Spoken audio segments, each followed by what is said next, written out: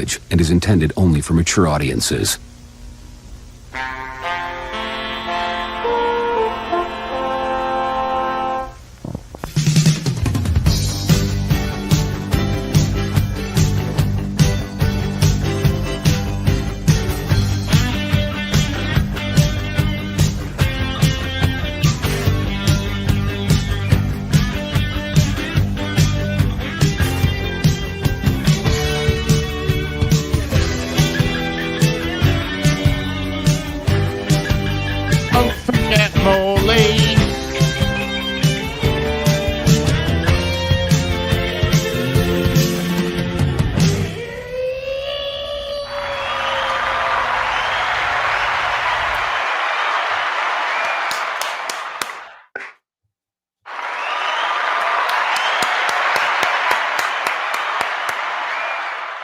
I have only this to say.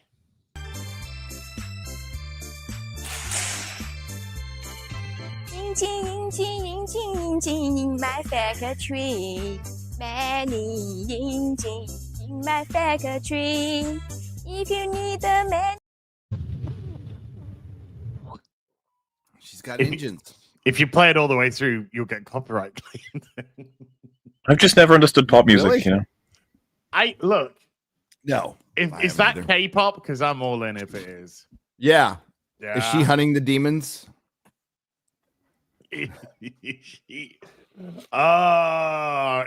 academiaing the heroes? I think Who with knows? K-pop is I can't tell the boys from the girls.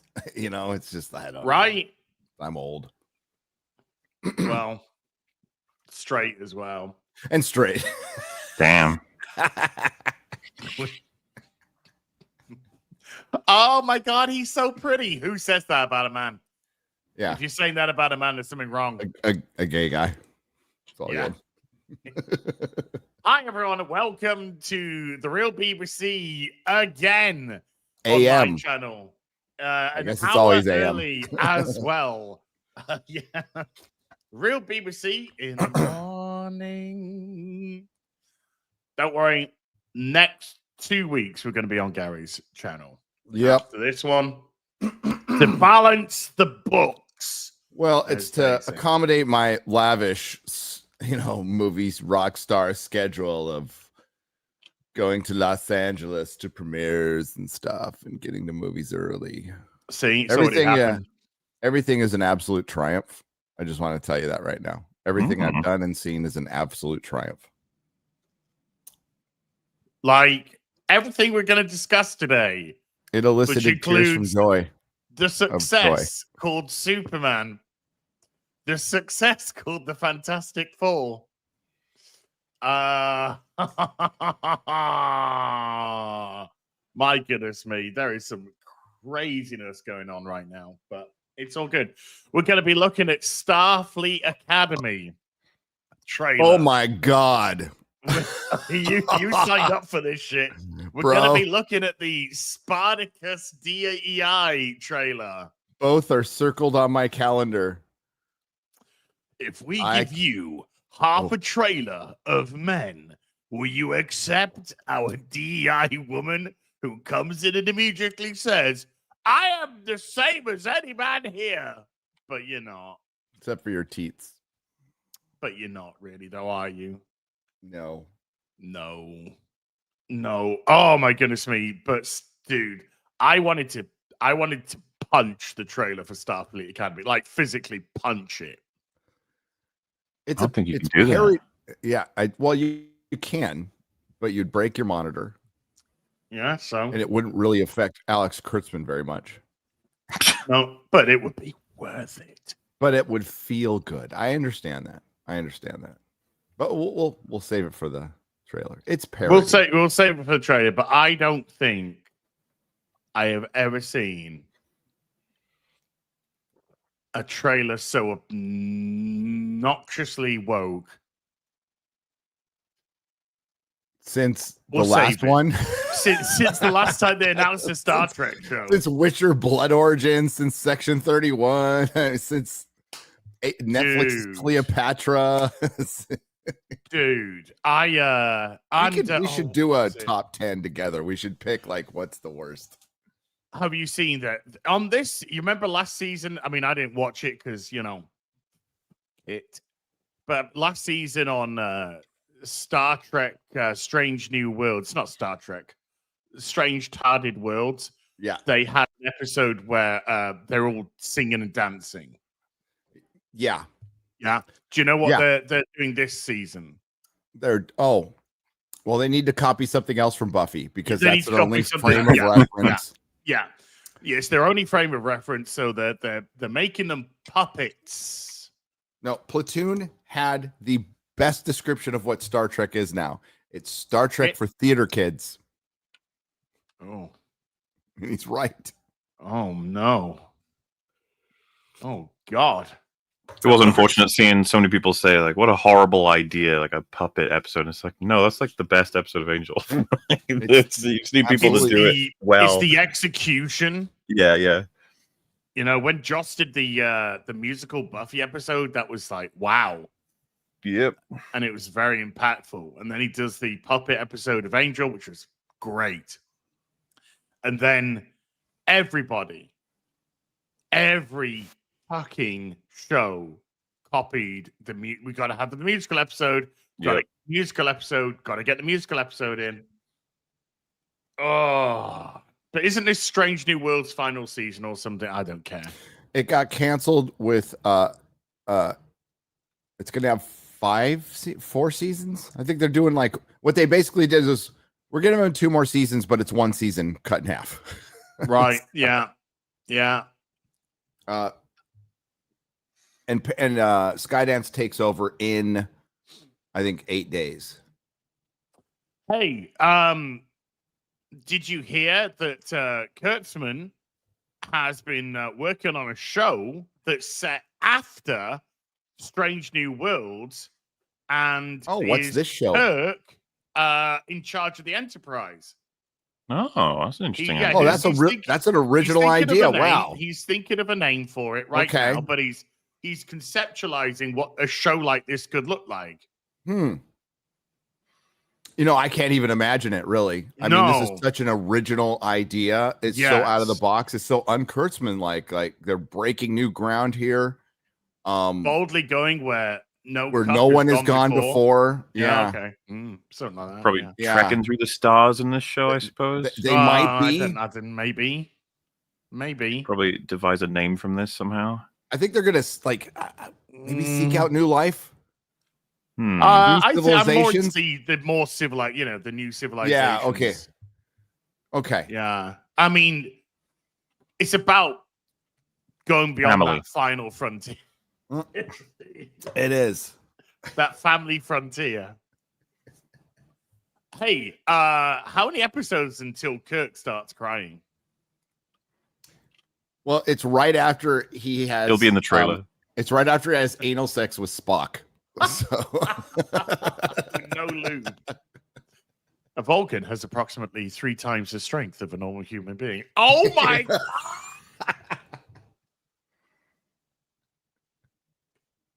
Now that is going to be one prolapsed anus from Captain Kirk. I never thought I'd be discussing prolapsed anus. Well, now we know we know the source of the Vulcan neck pinch now. Yeah. Back on Vulcan, we call it the Cosby. Oh my God! Every planet has a Cosby.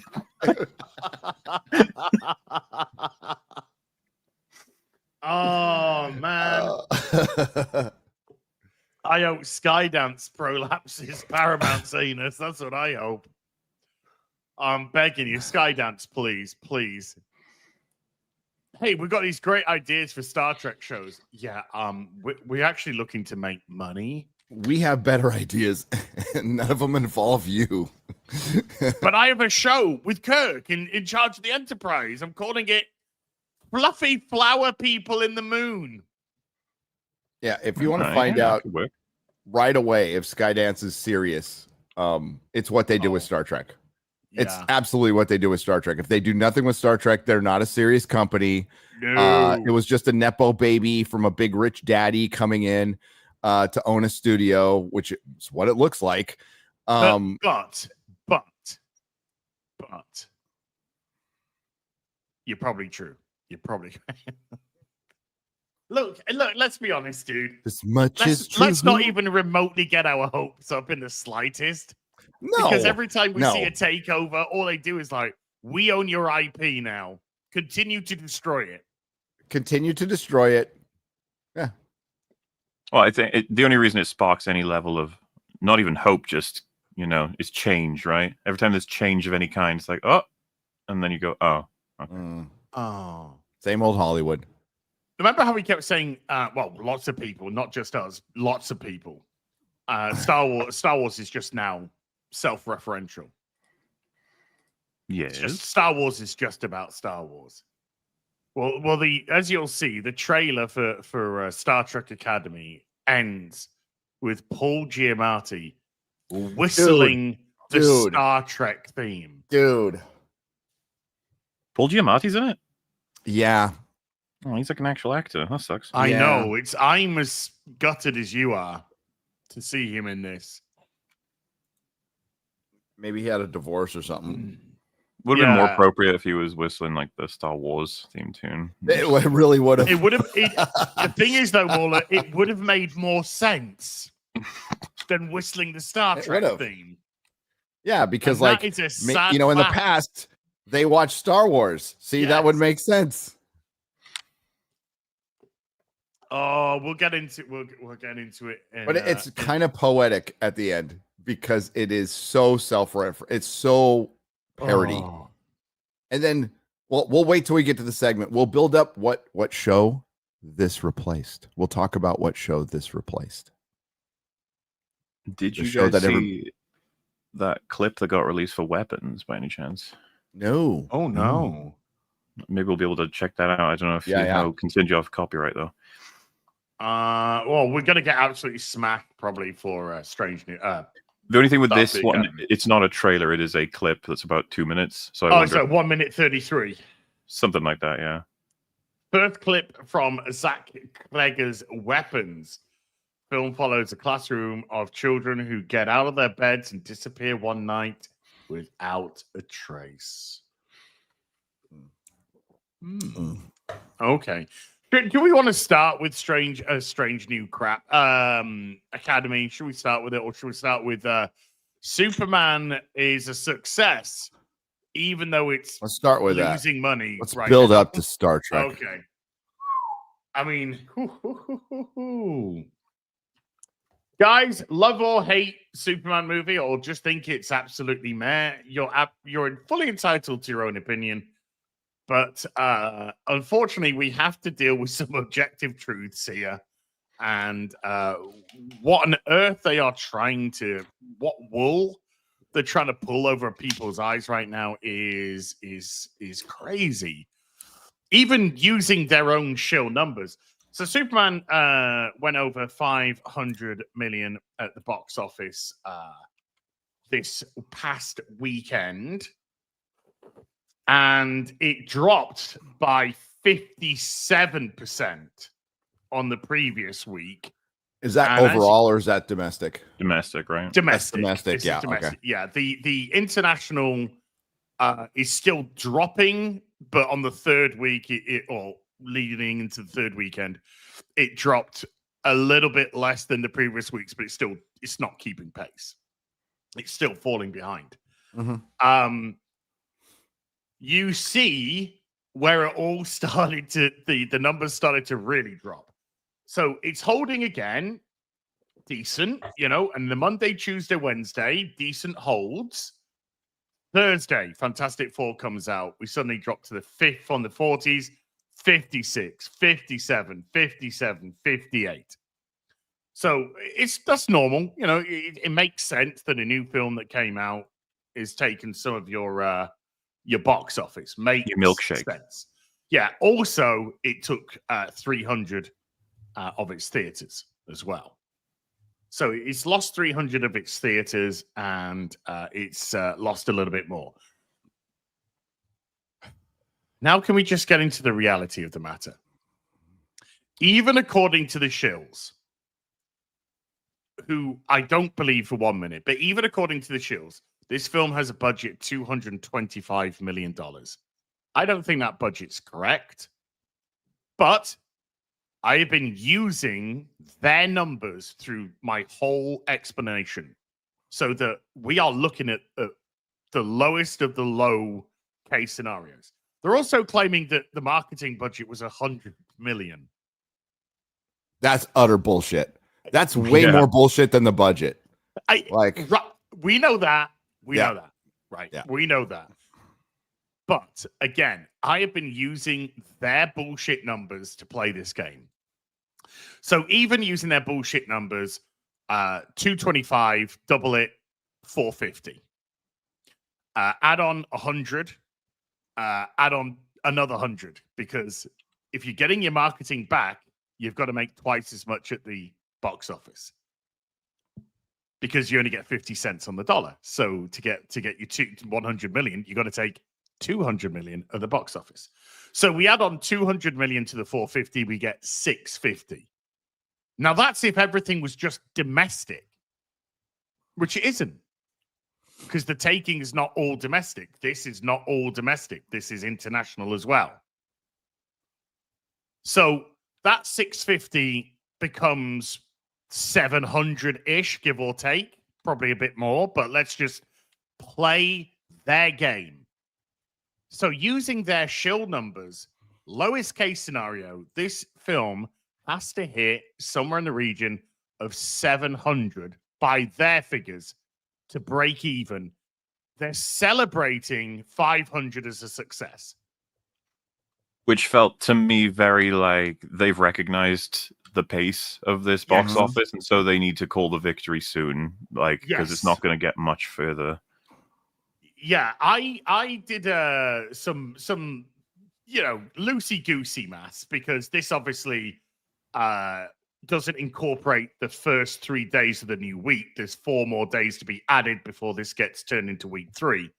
But I was just, even if I was extrapolating 50% drop off week per week, which we've already seen, it's going at slightly higher. But even using just like a 50% extrapolation of week by week, it's going to end approximately 220 to 240 ish, unless a really, really good hold happens again. It's going to end somewhere in the realm of 620, 640 million, most likely, which is still below their 700 shield number of breaking even. So it would still operate at a loss. They are the mainstream media. They are the mainstream media who've been, and also Warner themselves. Warner executives came out after being interviewed by the Wall Street Journal and stressed that if the movie made 500 million worldwide, not domestic, if it made 500 million worldwide, they would consider it a success. Okay, well, you can consider that, like, it's all in the wording, right? As they would consider it a success because we're launching our DCU, and I'm not sweeping for them. I could give a fuck. No. You got to play that game, though. You have to but you got to play the game of semantics. And well, we're not lying. We're losing a shit ton of money, but we consider it a success because look at our last 6 movies or how many flops we had. Okay, that's a low bar. Well done. But we're talking about, you want to make your own MCU. That's what they want to do. That's their goal. And the MCU was once known for very profitable, very huge movies that eventually, like, it was almost like we expected everyone to be $1 billion. And guess who else expects that? The shareholders, investors. They expect that too. They expected Superman to be $1 billion movie. And to not think otherwise internally is crazy. That's what they wanted. That's what they were shooting for. That's why they went out and got James Gunn. That's why they had this big old plan of 8 years and bullshit like that. They expected a $200 million domestic opening, and they expected $1 billion. Now the tracking came in and reality hit. So they get the numbers before any of us do. They know exactly what they are. They know exactly how much money they've lost, and they know exactly how to play the fucking access media, who is not media. They're basically, they're just a tool for them. They're a promotional tool. They're agent, yeah, promotional agents, yeah. Yeah, they almost print word for word their press statement. Their press release. Because obviously, for the record, not that we need to say this, but one, box office doesn't determine the quality of a film, and two, whether or not we adored this film wouldn't change this analysis. Correct. No, a lot of people. We had this conversation about Mission Impossible. I point out? Made this a huge war over it's about these numbers will determine whether or not the film was good. And it's like something we can all agree on, because Mission Impossible, we had different opinions. I liked it more, didn't like it, etc. Dread. We all love Dread. Right. We all think Dread's a great movie. We're all absolutely, there's no denying. We're like, it's a box office failure. Dread's better than Superman. Blade Runner and The Thing, right? Blade Runner is famous. The Thing. Big Trouble in Little China. Yeah. A movie I saw this year. This won't, in 30 years in the future, nobody's going to be looking at this like a fucking Blade Runner. Yeah. Oh, hell no. Hell no. And so what's unfortunate about any remarks from executives or even people's coverage like DC News or DC Fandom or whatever, it's like, all of it is, they're aware that people saying the statements are like, this could theoretically, even in a small way, help the box office. So always stay positive. Always push that it's doing really well, no matter what. Makes me wonder if it hit like 400 million today or something, would they be like 400 million? Oh my God, we finally did it. No, you're right. And it's bigger than DC. It's the industry. They're trying to pump up their industry. A friend of ours shared a headline. Did you see it? Is the $800 million movie the new $1 billion movie? Yeah, it's 800 million the new billion. No, it's still not. the 800 million. It's 800 million and it's 200 million. We'll show that later. Yes. It's such insanity, Cope. Mauler and I had a chat about this, but I used the example of Joe Russo in my video yesterday. Somebody who gets which a bit one? Of attention. Joe Russo, the Joe Russo who gets attention. The fake. Well, he's a filmmaker. Russo. Yes, but he gets attention because people think he's the producer who's not related in any way to the Russos, but pretty much rides that he is, and gives that. So he's not going to be able to ride that very much longer. No, I saw. But he put that picture of Superman from Superman 3, and he was just like Snyder Bros and Marvel fans or something when they realize Superman has made more at the box office than both of them. And first of all, I mean, I think we all said that we think Superman's going to do more than Fantastic Four anyway. But we all said the dinosaur movie is going to beat them both. Yeah. Which it did.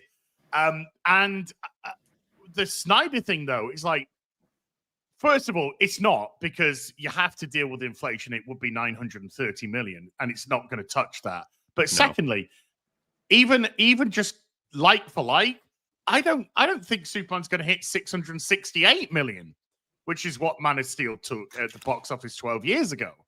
Now, and we're not even talking about the number of tickets sold and the cost of the tickets and all of that. We're not even bringing that in, even like for like. And it's just like, why is this? Where has this sweep come from? Dude. Is it because the marketing budget's so high? Is it because people are trying to lick some boot to Das Boot to try and get in something? But this is insanity in this sweeping. I think, there's a certain amount of like fans root for stuff like that. That happens all the time. It just turns into a sport team and they just root for it like it's their team. And that's what we're seeing a lot of, especially within DC, which is pretty normal. But I can't wait for the sequel for this to come out. And then they go, it was so much better than the last one. And we hear all the shit that we hear with every fucking Marvel movie. The cycle's begun already. I'm starting to see more and more posts that are like, Hey, loved Superman.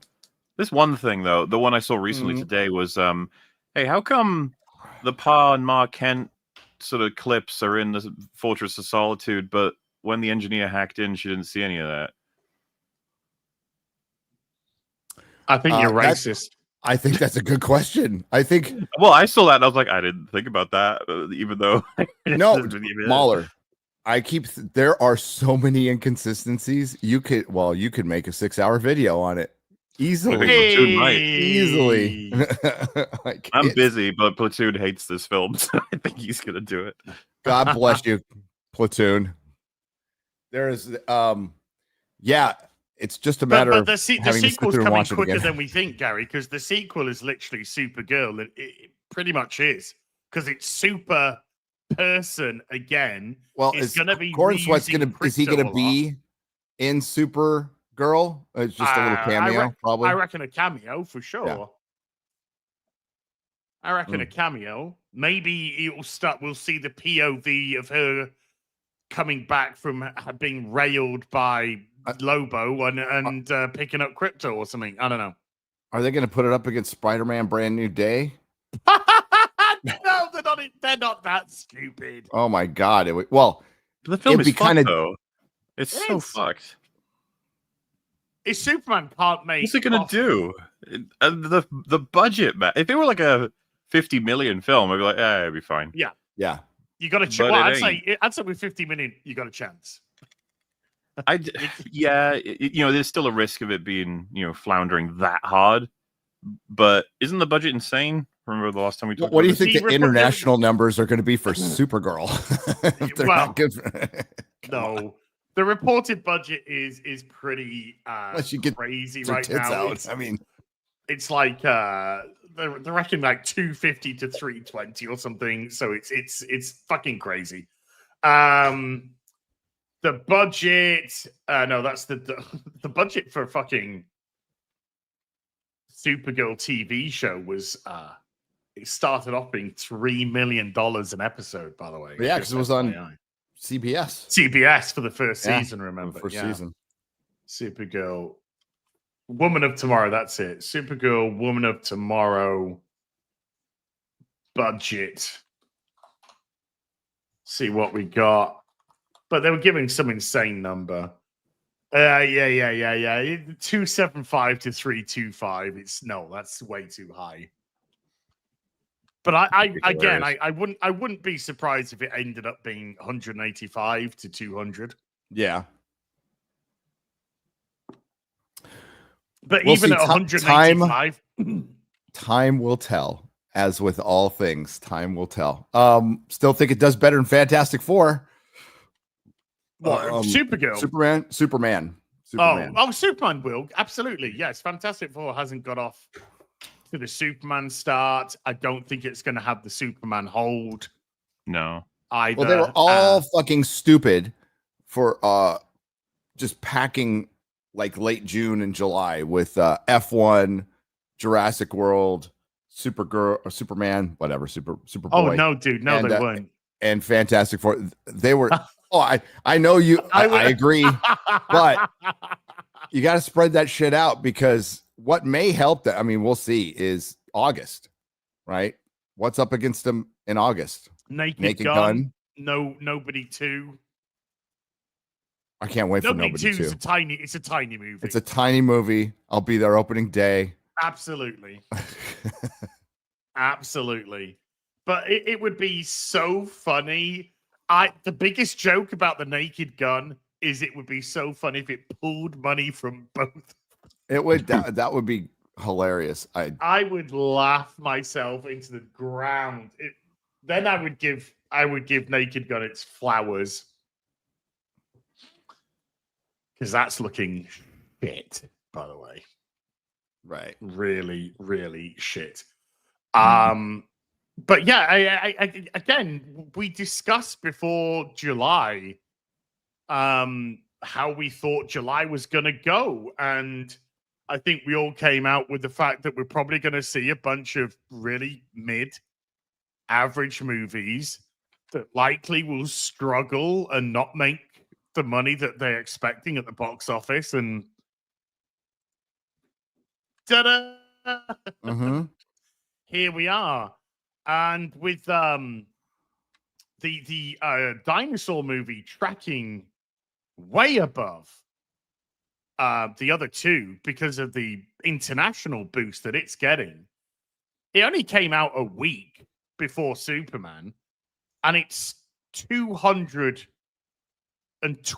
million ahead. And that had a budget of $185 million. So the Jurassic World 7 movie is already in profit in July. It's leaving July in profit. The other two obviously are not. Monday, Superman just reported. I'll show it. Sorry, somebody said I'm streaming from my OnlyFans room. I'm like, checks out. Daddy's got to pay the bills somehow. Okay. So Superman drops 57% Monday to Monday, which is. I like how you framed X-Ray Girl up there on the top. By the way, I just want to... yeah, just got a tits resting on the numbers. And there we go. We're now down to $756 per theater. Heading out. So this is diminishing returns, folks. This is why even at 500 million, you're like, oh, this is great. Diminishing returns hit hard. 70 million becomes 35 million. You know, becomes 18 odd million, 17 and a half. It's so quick how it just diminishes. And that's at a 50% drop rate. What's the FF Monday? Did those come out? I will have a look-see. I don't think they're reported because Superman was at number 1. So I don't think Fantastic Four has been reported yet. That'll tell you everything. Like if it has a 50... Oh, I am not expecting a good day for Fantastic Four. I think Superman. No, I don't think Superman's going to beat it. But no, it's not up yet. I'll keep an eye out. But I'm not expecting no pun intended, a Fantastic Monday. If it does over 6 million. What about a Super Monday? If it does over Monday? 6, I'd say that's okay. Yeah.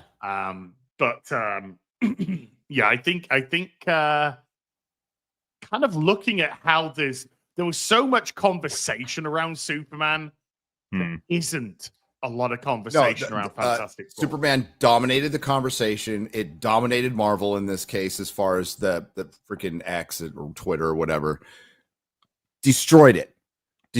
Now, if they had made a slightly better movie, maybe be doing internationally. I mean, people are trying to and it's a good question because Fantastic Four isn't doing great internationally either, right? No. So it begs the question, what's going on international? Blah, blah, blah. I'm like, they're not great movies. They're not. I mean, you have to look at it individually. Nobody owes you their money. Right. And people would, if people want to see something bad, they would rather see a bad dinosaur, which, then we go into, is it superhero fatigue? Is it bad movie fatigue? And the answer is always yes. Yes. But there's brand damage to superheroes. DC did plenty of theirs before Superman by releasing those movies that they probably should have all Batgirled. If you think about it. And Marvel's brand damage is evident this year. I mean, there's no denying that some people kind of like Thunderbolts. Like as said, just like with Superman, it doesn't matter how we feel about it. There were some people who kind of liked it, and it was a massive flop. Yes, not just a little flop. It was a massive flop. Flopped right out there.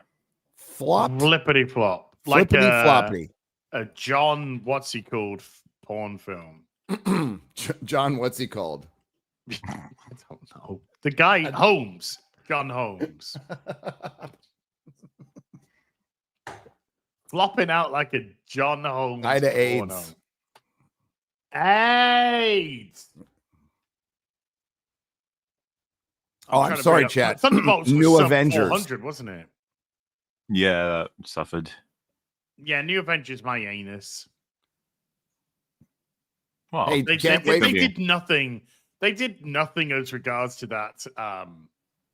Dude, Avengers that Doomsday, though. Are you not fired up for a Yelena, Captain Black America, and, why Pedro Richards taking on Dr. Doom, a 65-year-old Dr. Doom, and Robert Downey Jr., who I'm going to root for, by the way, that he kills them all.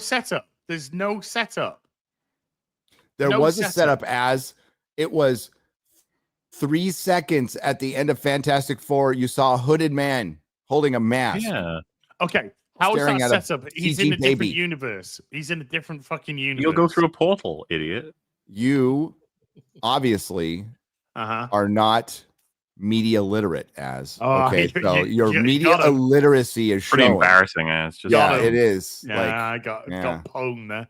There's your Thunderbolts, 382. 382 worldwide. And it did pretty much and the international kept pace with the domestic. Which is way better than Superman. So the differences here are international usually outpaces domestic in not every case, but most cases it outpaces it. And I think what people are starting to figure out is China has always been bullshit. China has always been bullshit. It will continue to be bullshit. And what China did was they lured the US in for a good long time. I'm sorry, I'm not going to believe the fucking numbers from the Chinese Communist Party. I think they're all full of shit. Okay, I think they're fucking lies. I think they we talked about like Disney buying tickets for Captain Marvel.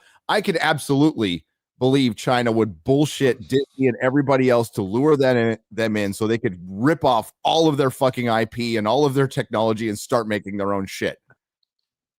Just like they do with everything else. Why wouldn't they do it with movies? They do it with cars. They do it with phones. They do it with everything.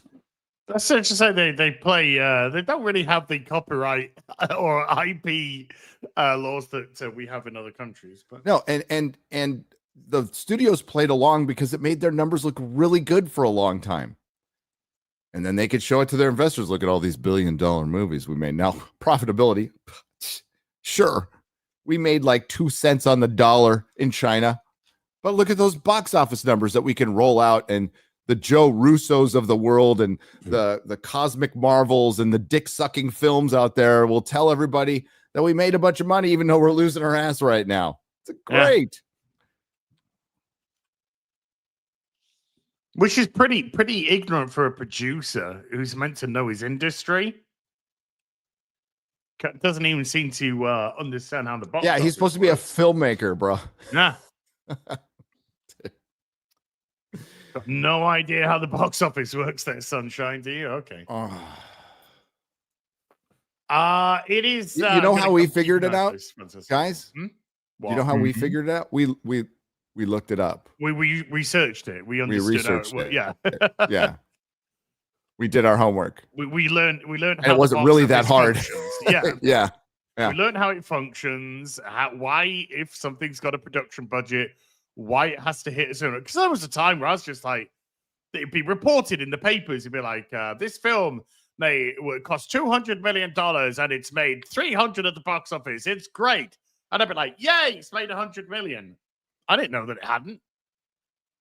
You tell people who don't know how something works, and they'll believe it. This is why I think there's a lot of Superman sweeping right now, particularly with a lot of these sites like these. I take it up the ass from DC.com. Really weird choice to call themselves that. Yeah, deep-throating DC.net. These sites. Sites are just like, Superman has got a budget of 225 with a marketing budget of 100 million. And it's taken 337 million at the box office now.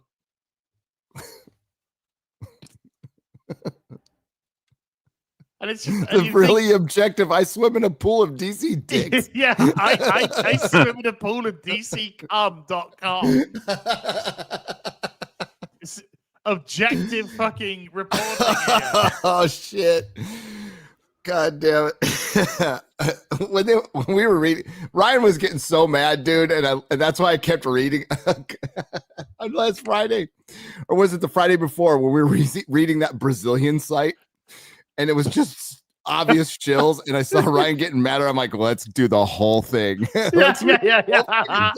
Wait just a minute. No, we're reading the whole thing. It was great. The whole thing. From danvask.net.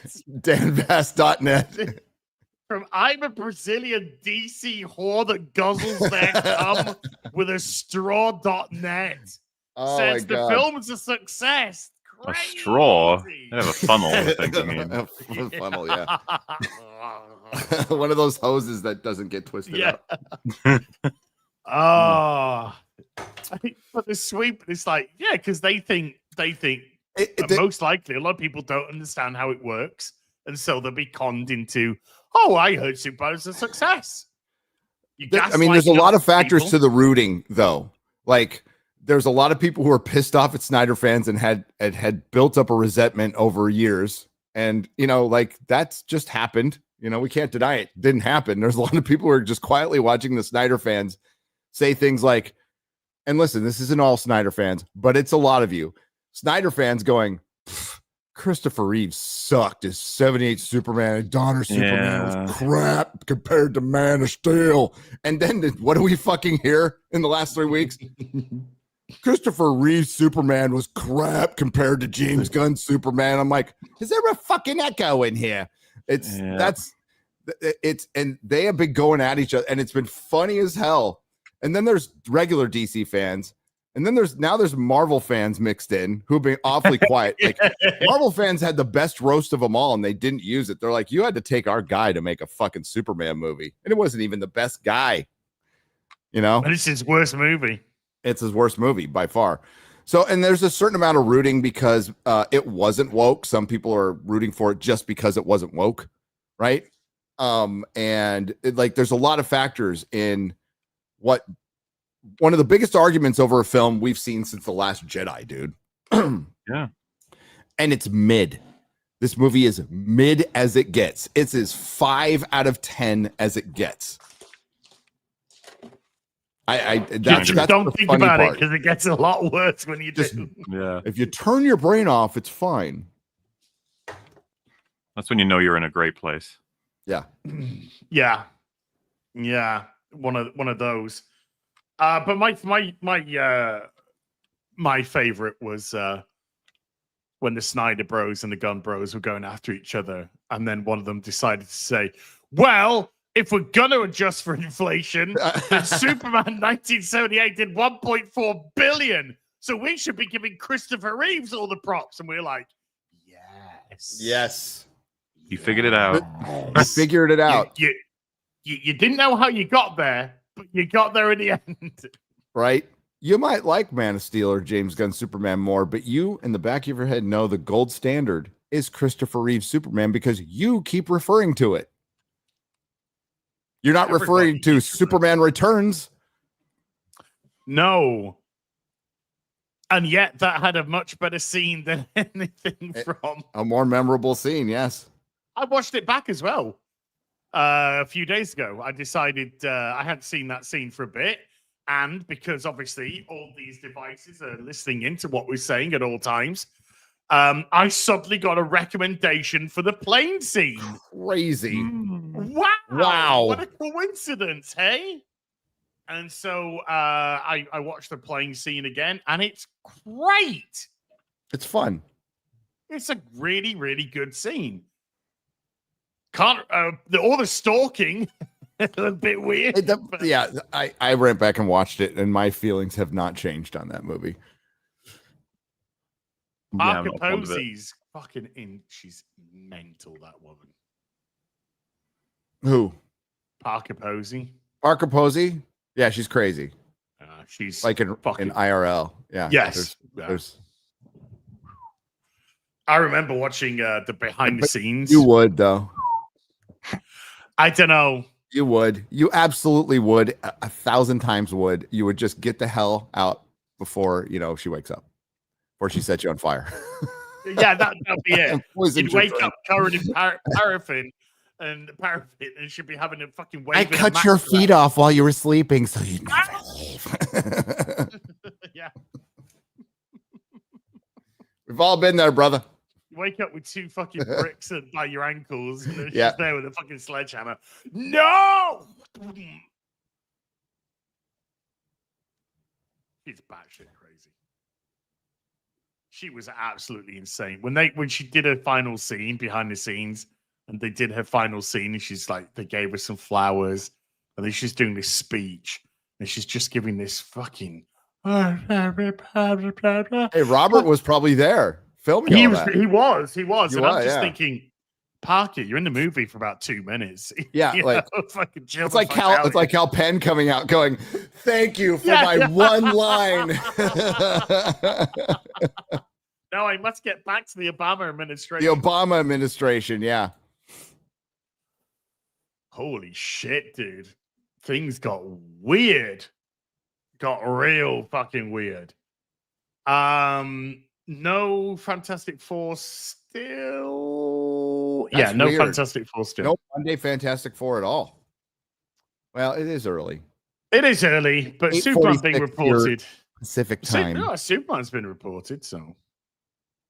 Well, by the way, I know what you did last summer because we couldn't even be. You did? What did I do? The name. How do you know? Oh, the movie. Sorry. I don't know. Is it a movie? Nobody's seen it. It is shitting the bed. Chris said it's complete shit, and you don't recognize anybody in it except for like. Well, no. Yeah. The first movie had a really good cast. I mean, it hit this, Sarah Michelle Gellar hit the zeitgeist perfectly because she was just started doing Buffy. Yeah. When that came out, so it gave the movie really good star power because Buffy was so popular. But of course, she'd made that movie before she'd started on Buffy. But there was a good cast with that film. Jennifer Love Huge Tits was in all the kind of teen things, Freddie Prinze Jr. She was on the cover of every magazine. Go ahead. Sorry. Well, Sarah Michelle Gellar? No, Jennifer Love Huge Tits. Right. Yeah. Yeah, well, because I was going to say, like, as a bunch of teenagers getting killed by something movies go, it's kind of meh, but, that era was filled with them.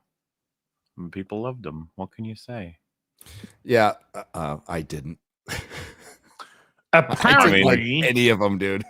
Well, no, I always preferred my movie monsters going after people rather than the sort of man with hook is very like, okay. I think the appeal was annoying Hollywood actors getting murdered is kind of fun. I mean, like you got to give it up for that aspect. Well, it was like apparently the new Brat Pack. We had 80s Brat Pack, and then it was 90s Brat Pack. Right. This new I Know What You Did Last Summer was an $18 million budget. And that's still what Supergirl flopped? should be.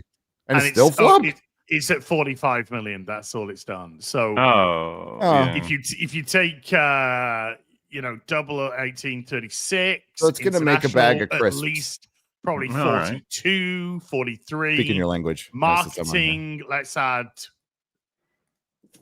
3 million for marketing. It's floundering to break even. It might irk out a small profit. Oh, and I want to address something which has been said a couple of times in the chat, and I've seen this. I think it's a repeated argument that they've heard somewhere else, and they want to reuse it. It doesn't matter what Superman does in terms of fucking t-shirt sales and merchandise. We're talking the box office take like we always do. Yeah, like for one, every Superman film. Let me correct that real quick. There was Superman stuff at Con, but you know what is eclipsed by? The real Superman logo. Superman t-shirts always sell well, whether there's a movie or not. Because he's Superman a merchandise culture icon. Does well and probably eclipses any fucking movie on ever. Just that logo t-shirt and that logo being put on stuff. Now it's nowhere near Batman eclipses that and laps it 1,000 times. But you don't need a movie to sell Superman merch. Superman merch, pretty much, I don't think it's going to boost the merch very much because the real Superman merch looks better. Yes, I think McFarlane Toy is doing some stuff, but the Lilo and Stitch shit, where all the merchandise you see for Lilo and Stitch is all the design of the animated character, not the live action one. Yeah. It's like curious. Also, if one wants to argue then that it's like a loss leader, that this movie can boost other things like DC's profile or increase merchandise sales by 20% overall worldwide or something, I'd be like, okay, fine, still loss leader. Yep, that's the only point we're making. And if you would go to the argument of merchandise and toys, you've hit Copeville immediately. You're just driven into the middle of Copeville, and you're looking for a fucking house. Toys sell a fraction of what they did even 5 years ago. That's a fact. The Superman toys and merch will sell better than Fantastic Fours. I repeat, it will sell better than Fantastic Fours because it's still a more recognizable logo. But as far as like kids going out and buying toys, they're not doing that. What do you think the odds are of what do you reckon the odds are of the logo going back to the original logo after in the next film potentially? Nil. I think they're keeping this logo because of rights. I think the Jim Lee collar and the Kingdom Come S is all rights because they're 10 years away from losing he's going to public domain. Public domain. At least the very early version is going to public domain, and certain aspects. I remember when New 52 came out and there was a lawsuit. Correct me if I'm wrong, chat, because I've slept since then. It's been 20 years. Like the curl, the type of vest, the curl, the type of costume, trunks on the outside were a specific Superman, and that's what led to, some people wanted to get rid of. They've been trying to get rid of trunks on Superman forever, and it always looked lame, and it still looks lame, and it always looks lame. That's the one thing Gunn did right. The trunks look good; they're fine. That's this iconic Superman look. But I can't remember. There were certain aspects of the cape. I think the curl and the collar going up like changed the character enough, but like you'd have to ask the insiders on that one. I was at the shop at the time. There was people like telling me that was 15 years ago. So going off a fuzzy memory on that one. Yeah. But it's rights issues.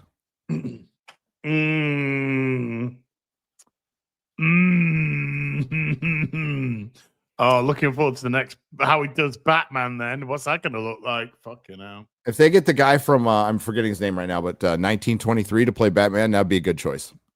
That'd be a solid choice for Batman. What are you talking about, like Gunn's theoretical Batman? Yeah, Gunn's theoretical Batman. How old's that guy, Gary? Approximately, do you know? The guy from 1923. I'll get his name. The chat will probably already his name.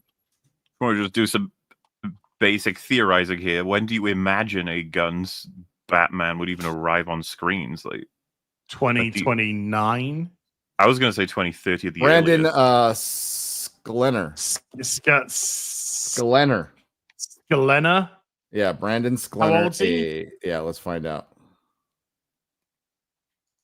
Like I assume we all agree it's pretty likely the Batman 2 is happening. 35.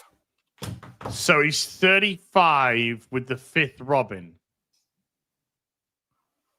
Fuck that. Look, ignore that. I think that's useless information right now. The Batman 2, right, is probably going to have to get pushed forward because DC and Warner Brothers need to see now what the power and potential of Reeves' DC side is looking like. They'll get their result. If it outshines Superman, it's going to be real fucking awkward. And it probably guarantees the Batman 3.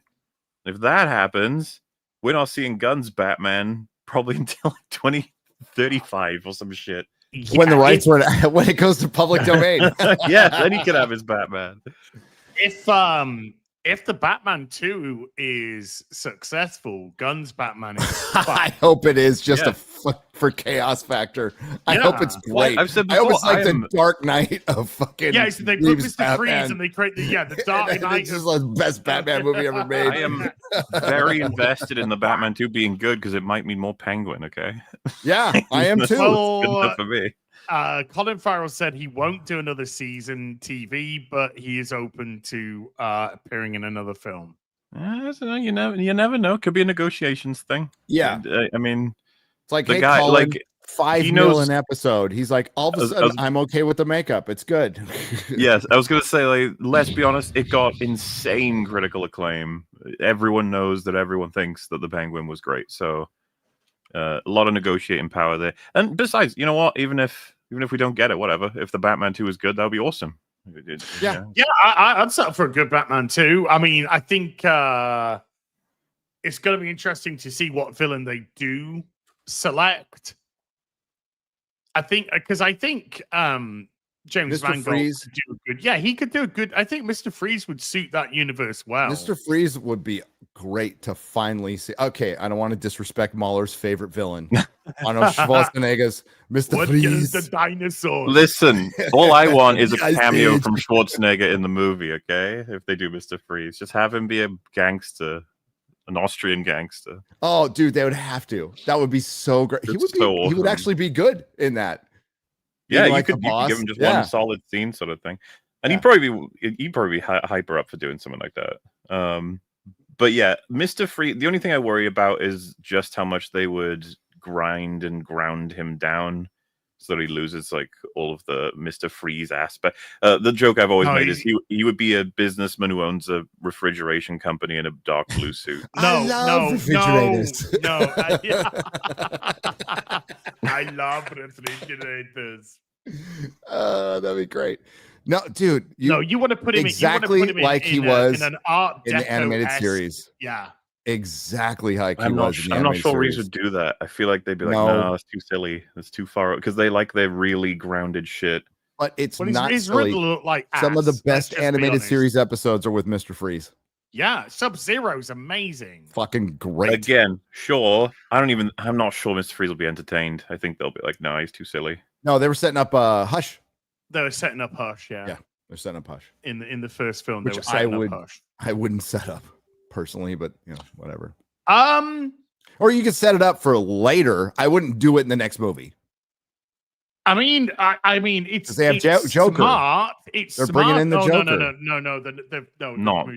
They've moved away from that. That's why they cut. They should let that die. The scene from the film. Yeah, just let it die. There was discussion. That's why it was cut from the film. It's just like so fucking tired of everyone's obsession with Joker. We're moving away from that, but yeah, I think Hush works well in that universe. It could work well in that universe. The only problem is that I think you need more of the Bat family for Hush to work to full effect. You also need Bruce Wayne. You need the Tommy and Bruce relationship, which wasn't established in the Batman. I get the argument that we've not yet got Bruce Wayne even just at all because he's not built that part of his approach out. But like, if this ends up being a trilogy, it's like you need to get going on that. Well, I mean, it'll be done at 2035. they could actually. Do you know what, Carnell? There could be good potential to do a Court of Owls story. Again, it could be a good rooted character, group of characters for Batman, and if they get the Talons right, that could be interesting for this Mangold's conversation though. Already illustrates a huge difference for me because when it's like Superman 2, speculate. It's like, I don't know. It's gonna. Well, they didn't set anything up for a sequel. That could have been a standalone film. They both didn't and set up everything. Everything's on the table. It could just be anything. While the Batman universe as created is like, there's loads of crazy, awesome shit you could do. Yeah, they fucked up Black Mask with Birds of Prey. God, they did. Oh, I forgot. Again, though, that. You have to sort of zoom out. I don't even think they'll spend. They even had a good actor playing him. Yeah. They even had a good actor playing him, and they fucked it up. Oh God.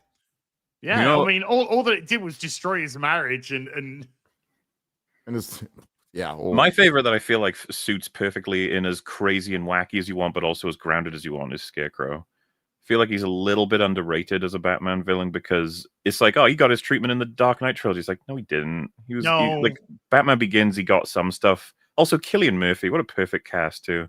Great cast for it. But like, he gets one scene in the next 2 movies each, basically, and that's it. Meanwhile, Scarecrow at his best, like the shit he does in the Arkham games, it's just. Oh, I loved his scene in the Dark Knight though, because it was great just to see Batman taking out. I love a villain. Every second of him in the Dark Knight trilogy, but he doesn't get the spotlight really that much at all. As a like, I think he deserves to be taken a bit more seriously as a villain, as opposed to he's like a villain's sidekick. Because he works for Ra's al Ghul, and then he's sort of doing random petty shit. He works on his own. That's what I'm saying. It's like I think he could work brilliantly as a full villain instead of backing someone up or keeping Batman busy in Act 2 or something. They do great stuff with him in the Arkham games. Yeah, they do great. That's what I'm saying. The Scarecrow sections are great. I love the design. I love how much you can fuck with it. I love all the psychological shit, and it's a perfect way to access plenty about Batman's character. And Bruce. Let's get Condiment King in. Calendar Man. Calendar Man. Clue Master. That could bring Clue Master in. Get Stephanie Brown in. You have a lot of potential to take some of the lower tier villains and make them really good. And yeah. I think Zaz would be a great villain as a serial killer. Zaz is definitely the kind that Reeves would use, I think. I think he is, but I think that's one that's actually been kind of overused in other Batman media, though. TV. And TV. He's another, including Zaz being is played like by the He's always keeps Batman busy temporarily. That's like the whole Metamorpho thing. Was Zaz. The guy who played Metamorpho. Oh, yeah. Yeah, God, yeah, he was. Yeah. Who was that? In Gotham. Yeah. In Gotham. Solomon Grundy. Now we're talking. That would Solomon be Grundy would be fucking shit. fun, man. That would be good. See, just like Killer Croc or Gorilla Grodd, like there's no way that Reeves would use any of them. No. Gorilla Grodd was used in a Flash TV show. Killer Croc would be a guy who has a pet crocodile. Yep. Well, we've seen like Killer Tiger Croc. King, with a crocodile. We saw him in the first Suicide Squad film. And the makeup was pretty fucking great. I could not believe it. Yeah, that was cool. I liked it. What's it called? Peyton Walton or whatever? Killer Croc? Something like that. But yeah, I was really impressed with his makeup. I thought, damn, that's how you do Killer Croc. That is how you do Killer Croc. That is perfect. That reminded me very much of the old school kind of Killer Croc from the.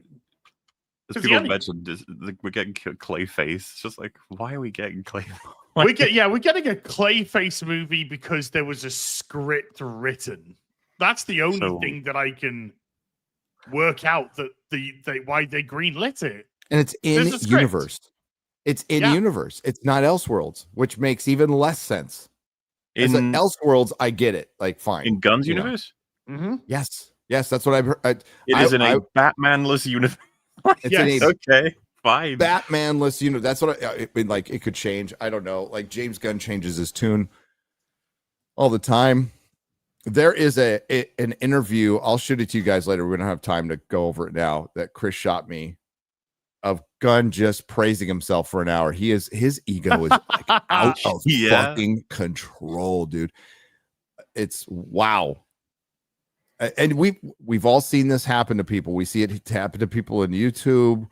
We see it in life. Just a regular job. Somebody gets like a minor promotion, and all of a sudden they think they have just been ascended to godhood. We've seen it, and I think it's really gone to his head. And I don't think he's going to listen to any criticism and improve anything, because you could if you like openly and objectively listen to criticism and say, hey, maybe I should just write a better story with Superman, and you make a better sequel. Great. I don't think he's capable. And the talk at con, even from people who like him, was and Chris mentioned this, he's just remaking his own movie over and over and over again. He keeps remaking his own movie, and each time it gets worse. I said it in my review. He's regressing as a director. He is not progressing. He is not evolving. He's devolving. He's becoming a caricature of himself. And he was not the right guy to take on Superman. Brad Bird would have been a better guy. Kaczynski, is that his name? F1. Maybe they even asked him. That would have been a better guy. Do you think Joss Whedon would have been better? Yes, because I'll tell you why, Mueller. And maybe you heard me say this argument before. When he was picked for Avengers, I was like, Joss Whedon's an X-Men guy. Always been an X-Men guy. Never been big on traditional superheroes. I think he'd be great for X-Men, but man, I don't know if he can do the Avengers. I mean, at the time I was like, sounds cool, but I'm not sure. And he absolutely understood the assignment perfectly. Utterly perfect. Joss Whedon, the X-Men guy, wrote the best Black Widow and Hulk movie. Yeah. That's still insane, yeah. It's been this long. Yep. And the scene with Black Widow and Hawkeye as well, man. But that Black Widow and Loki scene is that film is filled with really good fucking scenes. It's one of them good films you hear about. It is damn near a perfect superhero movie. Yeah. It's incredible. I fucking love the Avengers. I know people have wavered on it. I absolutely love that movie. I love it. Yeah. I think it's great. 2012. Yeah. It's a fantastic film. Yep. When I walked out of it, that's when I'm like, I did. We walked back in. I think Ultron gets a little bit too much shit personally, but that's just me. It's got there's good character stuff in Ultron. There's good back and forth, and like the Hulkbuster versus Hulk scene. That's all good shit. But like Ultron is ruined in that film. He's a goober, and the plot is wacky, unfocused, and scattered, trying to set up what's going to become next in the universe, sort of thing. There's a good movie in there for sure. It just got like shredded. Also, I really don't like Iron Man's suit in that film. Is ugly as shit. I don't know if you remember the Age of Ultron one.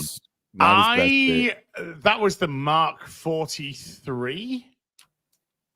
It's let me find because I always think 42? About one of the images.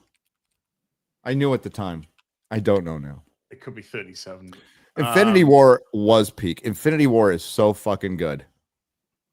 Chat. I was just responding to the chat. Infinity War is so good. Civil War, so good. Dude, the Hulkbuster 1/6 scale. Oh, he went, Mark 43 and Mark 45 suits. The Hulkbusters classed as the Mark 44. I love the Hulkbuster. I thought that was fucking It is awesome. my favorite Hot Toys, probably. I've got it in my, I've got it out. Do you have an Iron Man in it? Yes. I do too. Because you actually get the torso, the torso, the top so you part. can, you could flip the lid and he's there. Yeah, you take out and it's immense. The thing is huge and heavy. Great. Yeah. Well, it's die cast, isn't it? A lot of it is die cast. So I have it right next to my Hulks because I have every Hulk except for gay Hulk, except for soy. I have an Iron Man suit cabinet, and my fractal armor Iron Man suit is just. Oh, nice. I don't have that. I won't. I have no room except for Galactus, which I pre-ordered. I've just put them in a single D60, DF60 case. It's full. I can't put any more fucking Iron Man in it. No, dude. There's so many Iron Man. Like, good luck collecting all the Iron Men. It is ridiculous. and how yet many I'm Iron trying. Men there are. I'm not. I knew it was a up. rabbit hole I was going to fucking fall down. But they are so good. Chad is asking, a gay Hulk? Gay Hulk was in Endgame. Oh yeah, never to be seen again. Every Hulk, pretty much Mark Ruffalo Hulk. Movies. Yeah. Oh, I thought someone. Sorry, She-Hulk. Remember that? I do. Son. The fucking unbelievable choice that they had that deleted sequence in Infinity War where you have Mark Ruffalo in the Hulkbuster suit, and he gets so angry, finally overcomes the insecurity of having been beaten by Thanos, and the Hulk bursts out of the Hulkbuster suit. That's like, why didn't you do that? It's like, cut it. Because they wanted to do Soy Hulk. Well, yeah, which was a horrible fucking idea and has caused nothing but terrible Hulk stories as a result. But what a shame. Because it's crazy when you watch Endgame and you're like, remember Hulk had a huge deal with Thanos that we just didn't get any resolution for? Remember that Drax had a huge deal with Thanos that he never got anything for? It's just like, oh yeah, I guess they forgot all of these things. They were all setups. Yeah, his family, Drax's family. Well, how many? There's like hours of cutting of stuff cut from that, like complete entire scenes with different timelines due to their Marvel method. That's why, I mean, the budget for that movie has never been fully divulged. It is insane. It barely made money. The budget for that. Yeah, they shot almost 2 entire fucking movies because of their Marvel method. Mahler. Did you hear what? Kevin Feige never starts a movie with it. He always has a completed script, but then he throws the completed script away, and then he doesn't rewrite it, Mahler. It's called plussing. That's not even, it's not even true. Like, what? That's terrible, but it's not even true. We know it's not true. No, it's a fucking lie. Dude, that Kevin Feige interview, have you read his multiple interviews from last week? Holy shit. I don't think I have, no. Oh my God, ill-advised. Well, he said you heard what he said about Blade. We didn't just want to put Marshall Ali in leather and have him kill vampires. That shit so dumb. Like, there's more of that shit. Which is what everybody wants to see. That's exactly what everybody wants to see. But he's like, well, everyone was clamoring. He's like, well, we were just riding high, and everyone was clamoring for characters like Miss Marvel, and we're like, sure, we'll make it. Nobody was clamoring for fucking Miss Marvel, dude. Nobody was clamoring for a female Silver Surfer. Nobody was clamoring. Nobody was demanding an America Chavez. No one was demanding that you take Moon Knight, you turn him into a cuck. Well, there was them. Yeah, I mean, the HR department and everybody who writes for Marvel. Yeah. The people who wanted to get their shitty characters paid. They wanted to get some fucking residuals from that. With their crappy fucking characters. What a fun time that was. Right. Birds of Prey? Remember Birds of Prey? No, thankfully. Remember Huntress? Remember Cassandra Cain? Black Canary? Just absolutely, not all of them, just massacred. I watched that movie twice, and I don't remember any of it, and I'm thankful. It's my brain trying to preserve what's left. I just remember Harley Quinn wanted a sandwich, and everybody was shit. Oh, and I remember Montoya. Margot Robbie's still hot. Oh my God, dude! And they had Renee Montoya in there as And little did we know at the time there would be like 9 more flops after that. And that was Christina Hodgson, who's part of James Gunn's writing team. Yes, with Tom King. And will most likely be involved in probably the Wonder Woman script. Tom King, who tried to cancel Jay Lee. Tom King, who had comic shop employees fired after DC blabbed that Catwoman was going to leave Batman at the altar. Piece of shit, Tom King. Utter piece of shit. Oh, and he used to work for the CIA, which doesn't help either. And he killed Alfred. Killed Alfred and cucked Batman. Cucked Batman, killed Alfred, and got his. And he's a snitch. He got removed from the Batman book earlier than he was meant to, because he was driving the sales into the ground. And they had to pass it to James Tynion III. Well, that's the power of hype. So many people hyped him up as this next great writer. He started off well enough. He started off good. He was fine in Batman. Well, in Batman, I was not interested in his. I hated the whole Catwoman Mr. marrying Miracle Batman stuff. thing. The Mr. Miracle stuff was like, oh, I'm going to commit suicide and. I'm so unhappy. I'm actually all of this is a fever dream because I did kill myself. And then Batman's just like, please marry me, Catwoman, because I'm so sad. So even back in time, I'm like, it's happening, and I think you should go through with it. But I hate the concept of Batman marrying Catwoman. That's fucking stupid. I'm okay with it, but it's got to work. But they work better as lovers than Tom King is comic books for male feminists. Oof. Well, that's a lie, Gary, because he promised not to rape any of his co-workers. That's true. Was he one of the co-signers of the "I will not rape my co-workers" pledge that went around in the comic book, which is a real thing, folks? It's a real thing. Oh my God, when we read that oh my God, that was some of the funniest shit in the world. And it wasn't good enough. Remember, it wasn't good enough. Everybody signed it, and they're like, "Not good enough, rapist." Yeah, you just admitted Alex DeCampi. Alex DeCampi, who's now begging for rent money. Begging for rent money.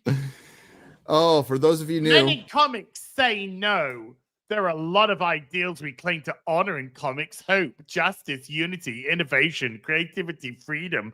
None of them mean anything unless men in comics change our behavior and hold each other accountable for the safety of women and all people of marginalized genders and sexes. Who wrote this, by the way? Was it Snyder, Scott Snyder? This was written by a comic book writer. I know that if it's not Scott Snyder endorsed it. He endorsed it. He I don't know who wrote it, though. I bet it was Alex DeCampi that wrote it. So I pledge. Let's do this like we're pledging to each other. I pledge to you to never abuse, harass, groom, or manipulate women and all people of marginalized genders and sexes. Mola. But it's okay to do that to white men. I pledge to hold myself accountable for my own actions, be open to the comments and concerns of my peers, and to educate myself. Guys, I pledge to actively encourage any known amounts of abuse, harassment, grooming, or manipulation. Wait, no. I don't think that's what it said, Mahler. What about the next one, Gary? Fellas. Yeah. I pledge to ally for women. Thank God and there's not all people of marginalized genders and sexes experiencing abuse, harassment, grooming, or manipulation. I pledge, guys, to actively call out our friends, Jeremy. Yeah. And Piers. This is all to Jeremy, by the way. Yeah, this is all to Jeremy. Even when no one else is watching, that should be even when no one else is reading your shitty comics. Right. I pledge to commit suicide. After this. For the long haul. Yeah. And to keep this conversation alive in the industry, which would have died at this point. Asterisk. We understand marginalized genders and sexes to include, but not be limited to, non-binary and binary trans people, two-spirit, agenda. It's like there's definitely an agenda going on. Agenda. Yes. There's definitely an agenda going on. Fucking hell. And gender fluid people as well as intersex people of any gender. Fuck my ass. And I pledge to change my gender fluid every 3,000 miles. Yeah. Yeah, I'll stick it in the shop. My wife laughed at that one. That was good. Thanks, honey. And Tom King went, I pledge to this. Why, Tom? Are you a threat? Yeah. You just told on yourself. Tell us there? Yeah. Holy shit. And then, yeah. Remember when, what's she called? Cum Dumpster. Heather Antos? Worst. Yes, there you go. Thank you. Yeah. See, you got it immediately when I said cum dumpster. Yeah, of course. Heather Antos bullied Scott Snyder into denouncing Comicsgate, was it? That was funny. She did. Oh, yeah, she did. She did.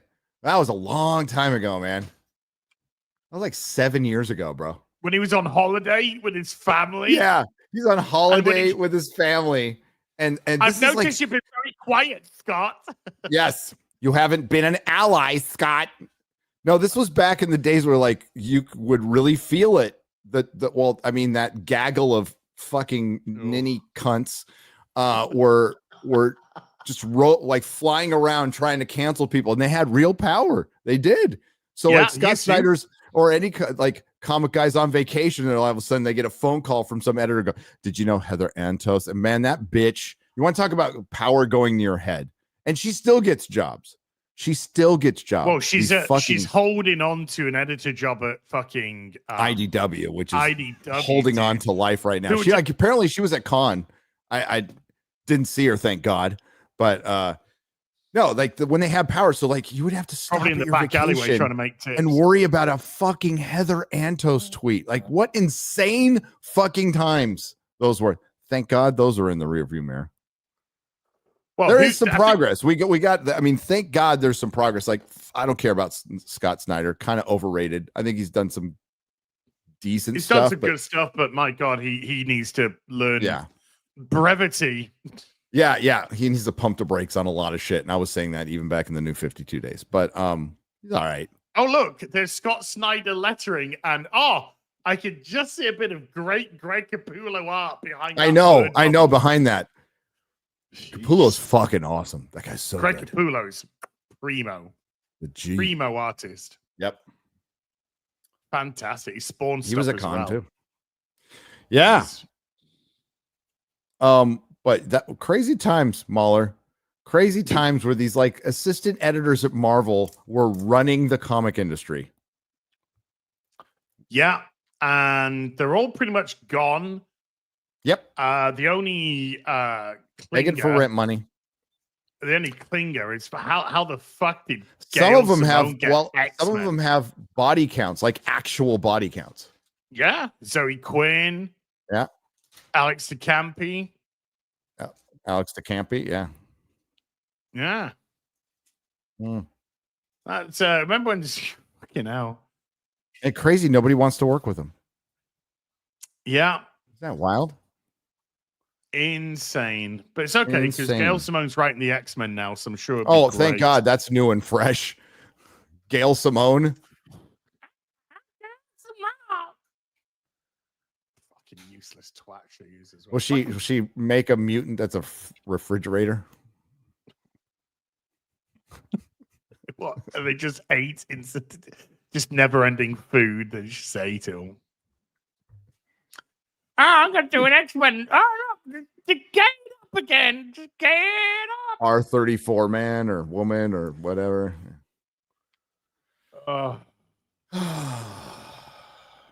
Even DC are doing better than Marvel now. By the looks of it. That absolute line seems to have absolute shit. Absolute shit is like shit. I don't care. Like it's great. I'm like, I know it looks terrible, dude. Maybe I'm just getting old, but that looks fucking terrible. It has raised their figures slightly. Well, some comic shops company turnover a little bit. But I was in my local comic shop a couple of weeks back, and they have got stacks of absolute Batman. Yeah, I suspect something like that going on. I mean, I don't know what the variant situation. I don't really care. I told you a story. I want to tell it here. That I was, walking around Con, and there's usually a big space reserved for Diamond, and Diamond usually has stuff for sale. And they have the Beast Kingdom 1/12, which I really like. They're basically Mezco, but they're a little better. And I'd forgot completely about the Diamond bankruptcy. And then I get there, and it's like Diamond's there, but nobody's there. They have the space and some other companies there, and they have the stuff on display with a QR code that you can almost go through the process of buying, but it doesn't let you at the very end. And I'm like, what the fuck is going? Like, is so unprofessional and stupid. But the fact that Diamond's not there, so I go over. A couple artists, wrangle me, and they're like, "Hey, come by," and they work for First Comics, and we got the chit chatting, and we're like, "Yeah, Diamond's gone," and the guy goes, "Yeah, we got everything we want. What the fuck do we do now?" I know, and I'm like, I don't know. I've been praying for this day for years, and it's like, there's nothing to replace it at all, and that's the reality. That's the reality. Your industry isn't healthy when it doesn't have multiple distributors in competition with each other. And if your distributor is literally loaning money to shops, which Diamond did for years. Diamond was propping up comic shops. So you're going to start seeing comic shops falling. Publishers are going to start falling. Dynamite's owed $1 million, and apparently that's affecting them and like Dynamite, Dynamite has they published the comic book of the boys, but I think it's creator owned. I'm pretty sure it's like 100% creator owned. They don't own the IP, but but they have a bunch of stuff, and it's hard to believe that like Dynamite you saw is like a solid company. Like them not getting paid $1 million hurts them immensely, and it just tells you like it was just barely getting by. The whole comic industry was just barely getting by, and now there's nobody really to fill the gap of Diamond Comics, and it's going to be a desert soon. And Marvel and DC will be around. Image will be around. They'll figure out those three will figure out a way. Dark Horse. Yeah, Dark Horse. You say this, Gary, as though you're not speaking to two professional comic creators who are going to save the industry right here, right now. That's true. That's true. Baby. I sit corrected. But the con is full, but you can feel the energy. The energy's gone for the superhero. So I did this crazy thing. This con, I bought comic books. I was gonna say you bought a comic. I didn't go to Hall H. I didn't do any of that shit. Walked around with my son. Went to Titan. Pretty good. Like props to Titan. Props to Titan Publishing. You put out that shit Doctor Who, but outside of which wasn't anywhere, by the way. They're putting out new Elric stuff. Their Conan stuff is really fucking good. So big thumbs up to Titan and big thumbs up to Heavy Metal for coming back. They put Elric on the cover. The people were really cool. We have a new regime so they unblock. And it's not just because they unblocked me on Twitter. The old regime blocked me on Twitter because I was critical of them because they were woke idiots. Now they have a new regime. They sent me a nice email saying, hey, we're doing things differently now. And I can, it's back to being Heavy Metal. It's fucking rad. It's really cool. Yeah. So, aren't they going back into print again? Yes, they are. Boobs everywhere. Oh yeah. I see my fantasy my boobs everywhere. Yeah, my Instagram is just Heavy Metal being Heavy Metal. Well, the guy who was there before, dude, I saw him do a fucking stream once where he's talking about fucking trying to flog NFTs, and he's clearly absolutely coked out of his fucking head. Yeah. While he's doing this, he is fucking he's fucking buzzed doing out the Destiny lower mouth thing. Trying to talk about setting like fucking hell. But Heavy Metal seems to be wanting to get back to what they did best. 2000 AD. Shout out to 2000 AD. They were super cool. They might watch some of our stuff. And the Judge Dredd stuff. I'm here. It's but super cool. Fucking Judge Dredd, all that stuff. So like there is some hope. It's coming from a couple of Brits right there with Titan in 2000 AD. But 2000 AD still going. Their Judge Dredd stuff is they had a huge statue there that was just so great. It was so beautiful. But there's some hope. Not with superheroes. Maybe we could like get away from superheroes for a little while and do some other stuff with comic books because there is other stuff. Yeah. Well, it depends. I mean, also, I guess it depends on the writing as well. It doesn't help if your writing's fucking piss poor. Yeah, it doesn't help. But there we go. Conan's writing's been good, so there you go. Okay. Yeah. I have been keeping Transformers. Transformers. Good. That's the best comic. That's the best comic out right now. Is the Transformers comic the most sophisticated comic book being written right now? That is Transformers. How insane is that, dude? It's based on a 1984 toy line. Yep, and it's amazing. It's never been better. It hasn't. It's incredible. Absolutely incredible. This run of Transformers. Just a quickie for you here. I like a quickie. Oh no. Lily Wachowski. Be careful. Be careful. Be careful. Why? Dude, they are beautiful ladies. I love the tits on the one on the right. A Lily Wachowski produced sci-fi thriller with X-Ray Girl and X-Ray Girl. Oh, I'm X-Ray Girl. Old trans woman cast. So I replied with an all-male cast. I got it. Hey, if you want something done right, get some men. Yeah, you want something done. Don't throw that at me. Right, do it yourself, dudes. So very sexist. I was hoping that they might give some jobs to women, but guess not. Guess not in that one. Yeah, still no Fantastic Four Monday yet. So quite an early report on that Superman. But I am keeping my DDI out. We can't delay it any longer. Let's do it. Yeah, we got to do it before I go. Oh, but I was going to see what you thought of the weapons clip. Don't. I wanted to punch my... It is the Starfleet Academy trailer. And never has it been so apt that it's set in San Francisco. I know, dude. The gayest of the gay. Okay, let's go. Gayest Star Trek ever. Yes. Yes.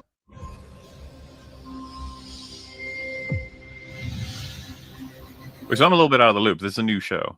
Okay. Yes. We'll briefly set this up. There was a show called Picard Season 3 that we watched that we liked. Great show. Perfect, but it did what it could with a bunch of scraps that were left behind. Alex Kurtzman fucked off to go make The Man Who Fell to Earth and basically had this obligatory Picard show to do that he wasn't into because he had written and fucked it up 7 Ways to Sunday. And but they had to do the 3rd season to pay Patrick Stewart $1 million an episode. Just be absolutely clear on that. How insane is it that there's for all the fans of TNG, there's a man out there in the world who had access to basically all of the cast, completely free script, huge budget, and was like, ugh. Well, apparently it was. Yep. Wasn't it Patrick Stewart who said he didn't want any of the other cast in it? He did. That was him. And then he finally caved at the end when they were like, dude, we need to do something. And by that time, the budget had been completely slashed. So basically the season's a bottle season. It's all on the ship. It's all on a ship. They had no budget. They didn't shoot it in 4K. They did not shoot it. So they couldn't they shot it in 2K or something like that. So they couldn't. Yeah. So it wasn't in 4K because I asked specifically, are we getting a 4K of Picard Season 3? And the answer was no. And it had no budget. Patrick Stewart's being paid $1 million. All the rest of the crew are guest stars. Terry Metalis comes in, fires everybody he can. Which is everyone but one person. Yes, which is everyone but the black woman. Retcons the Q bullshit, retcons the Borg bullshit as best he can. And he makes and he gives the first episode is just the Borg haven't been seen for 10 years. Yeah, the real Borg. They say the real Borg, which is great, which is so fucking funny. And then all the young people under a certain age get a mind virus at the end. There's so many good things in it, dude. Yeah. But my favorite was Cube coming back. But and they give the fans what they want. And yes, they had to do mental fucking gymnastics to get into the Enterprise D, but they did it. They did it, and it made everybody happy. And people were like, and I'm not saying I'm necessarily for this show. I wasn't against it. It would be better than this, but there was a spin-off show proposed called Legacy. They said no in lieu of this show. Yay. Which, by the way, they'd already said they wanted to do. Because they wanted Tilly. Didn't they want Tilly from STD to be in it? Tilly was supposed to be in this. And how was it pitched as? It was pitched as Harry Potter Oh, in Harry Star Potter Trek. in Star Trek. Yeah. What? Yeah. Oh my god. Because it's an academy. It's like Hogwarts. Hmm. Yeah. Something like that. Okay. So, we begin.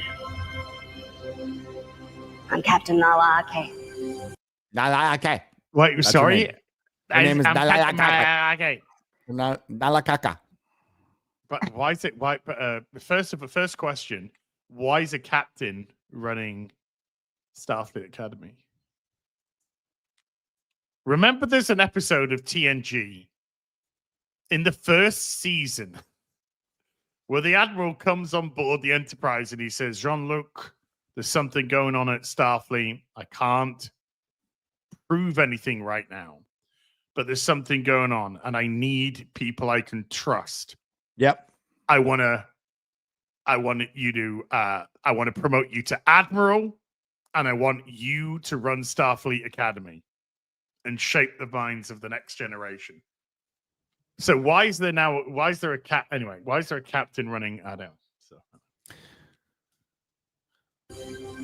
Chancellor of Starfleet Academy. Looks like she's fucking peeing. Peeing right now. It looks like she's sitting down to pee. Yeah. She's sat down. She's having a fucking piss. Maybe it's Mama's peach tea. Oh, why would you? Good reference. Good way, not bad, eh? Yeah, thank you. Cheers, bro. Thank you, man. Oh, you just made my day. What has she done to her face? What have they all Botox, done? Maybe. There doesn't seem to be a single wrinkle there, so probably Botox. Yeah. We're all the first Academy class to return to our campus in San Francisco. Okay.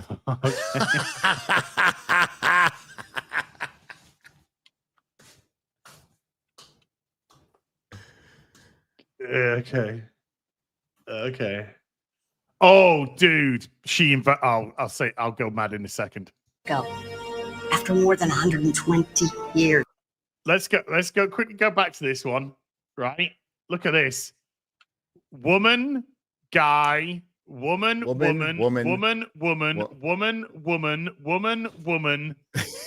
I think It's that's like a guy, 5-1, dude. It's way worse than 5-1. It's So- like 8-1 women to men. We got to wait until she announces like this is the first class after 100-something years or something like that. Oh, dude, just wait. She says a word which drove me fucking mad in a second. Years. Some of you are here for your families. I said, what's this guy looking for? The Fuckboy Academy. Yep. So this is the first Academy class in 150 years since the retarded Kelpian cried for his mama and destroyed all the dilithium in the fucking universe. You know that James T. Kirk pavilion? I'm actually kind of surprised they would do that. They've seemed Because very Kurtzman anti-Kirk. doesn't like William Shatner. Period. That's what I'm saying. It's like, Yeah. that's They're very interesting. They're desperate. This whole thing is reference. It is all reference. By the way, apparently the retarded Kelpian along with destroying all the dilithium, killed all the straight white men. Or straight men, I should say. Just straight men. Just white men. Where are they? Yeah. White men, where are you? I can't see. They've all been killed. It's like watching an advert in the UK. Where's all the white guys gone? Where did the white dudes go? Some for yourselves. Together, you are the best and the brightest. What is that? Is that dime store fucking Zendaya? Yeah, dime store Zendaya. Best and dude, Precious. Hold on, sweetheart. We'll get to you. Together. Yeah, dime store Zendaya. Timo Zendaya. Yeah. Mom, can we have Zendaya in Star Trek? Yeah. Give Zendaya at home. Together, you are the best. So we got Precious, Precious. Star Trek Precious. Precious. Star Trek Precious coming to a TV show. The brightest from across You know what? They'll probably have her running a marathon. Remember when they had Tilly running a marathon in the ship, and she beats the skinny Asian guy? It's like, what? Fuck show. What happens at these shows? Oh, God, have you seen this is emo Klingon, by the way. He's gonna be sat on a windowsill looking listfully into. I hope he's gay. If this Klingon ain't gay, I want my fucking money back. 100%. This is gonna be the first gay Klingon in Star Trek. Yes, sir. Yes, ma'am. Yep. A tapestry that is a tapestry. A tapestry. Remember tapestry? You fucking take that name out your fucking mouth. I called it an AIDS quilt.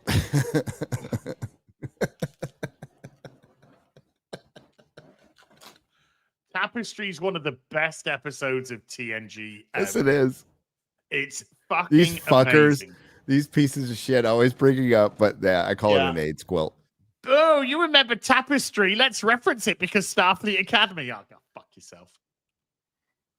Go fuck it. Oh, look, you won everything. Fucking fat woman, fat fucking morbidly obese black woman won everything.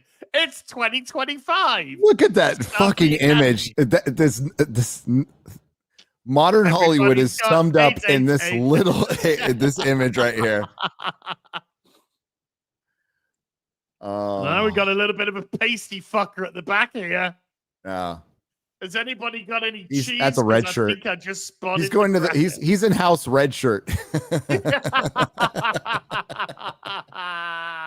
what all the white guys are going. Funny if the house they segregate. This is the house of white people, and then everyone else they just segregate them away. It's segregated.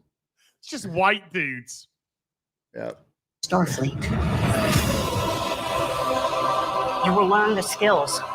Okay, so this is just off the chart member berries here. Lieutenant Nog, you got Admiral Harry Kim. Yep. Harry Kim, actually, because the joke is he was never promoted in Voyager. He was always ensign from start to finish. Lieutenant Julian Bashir, Commander, fucking Data. Commander Deanna Troy, Commander Charles Tucker III, Enterprise reference. You know what? I didn't read Sato. I didn't read any of the names yesterday because I was just mesmerized with how many women were there. There's a suspicious amount of women. Yeah, look at this though. We got I can't even comment. Woman. It's 14 out of 18.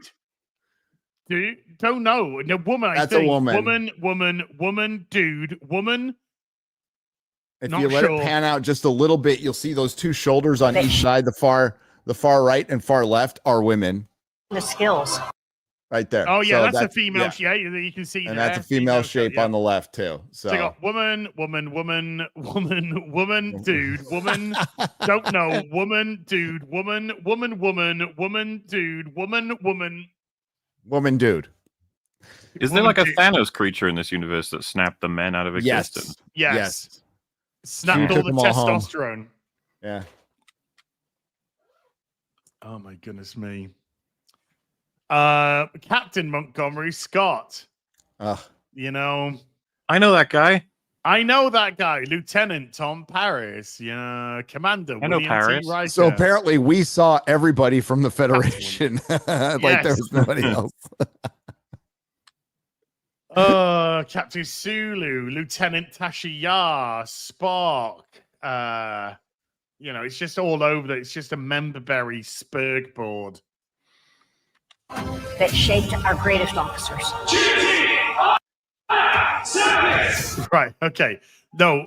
The passion that I got from that acting.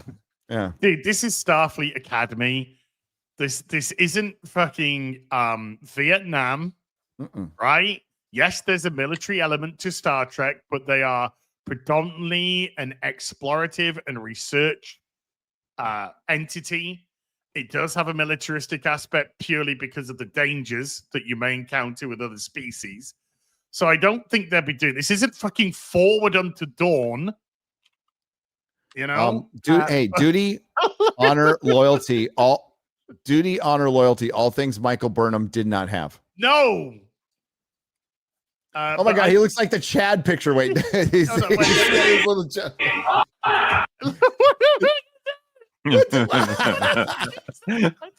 It's Cobra Kai.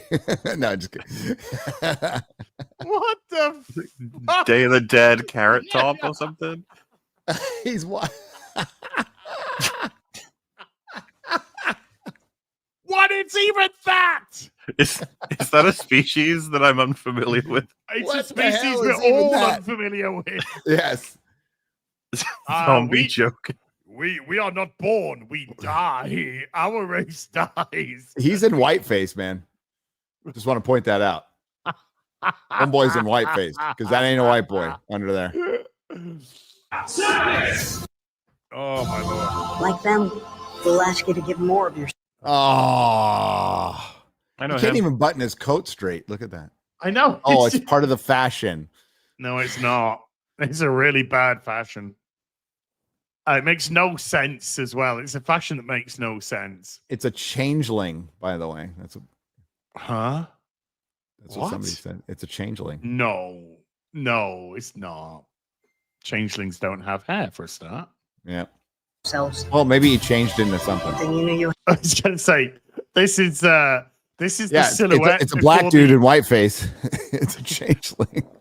Before the 70-pound girl beats up the 185-pound guy. Oh yeah, she's taking him out easily. Yeah. She's gonna do that thing where she wraps the legs around his neck and then throws him down with the weight of her 90-pound body. And then somebody goes and sweeps her online. Will they bump foreheads? That's a good question, chat. Oh, yes, yeah. They'll bump foreheads. Yeah. Then you knew you had. Well, they would bump foreheads if she was 1.5 feet taller. she's like 4'1" and he's like 6'2". You knew you had. Oh, look, they went to the exact same scene. Oh, look, there's going to be relationships and stuff. Oh my Mahler. God. No, she's breaking up with him for a girlfriend. Yeah. It's so true. It is. It is. We cannot be together. I'm going to start dating this woman now because somehow I've just become a lesbian out of nowhere. The script has informed me I'm gay now. Let's go. Yeah. To dream without limitations. I like to dream. I like to dream with limitations myself. I think without limitations is how we've got here. That's half the problem. Yeah. A little hate bit lines. I hate that saccharine shit that they fill with that means nothing. and says it's nothing. It's just meaningless tripe. It doesn't mean a thing. I mean, it's kind of funny. Lofty dialogue. In a minute, and I was like, so what's this about? I have no idea. We're supposed to dream without limitations, Mahler. Okay. Looks great. Whatever. You. Am I going to somehow overcome some whatever challenges I face in life? I should just overcome them? No, I want to give up every time I'm challenged in life. It is the Starfleet. Never a true word spoken. Dude, one of the bets that this is a distant relative of Worf. They'll just do some dumb shit like that. It's Worf's gay nephew. They call those gap years. Challenges came before today. Led you to this moment. Disco. Oh, fuck. I know that. Off. Star Trek.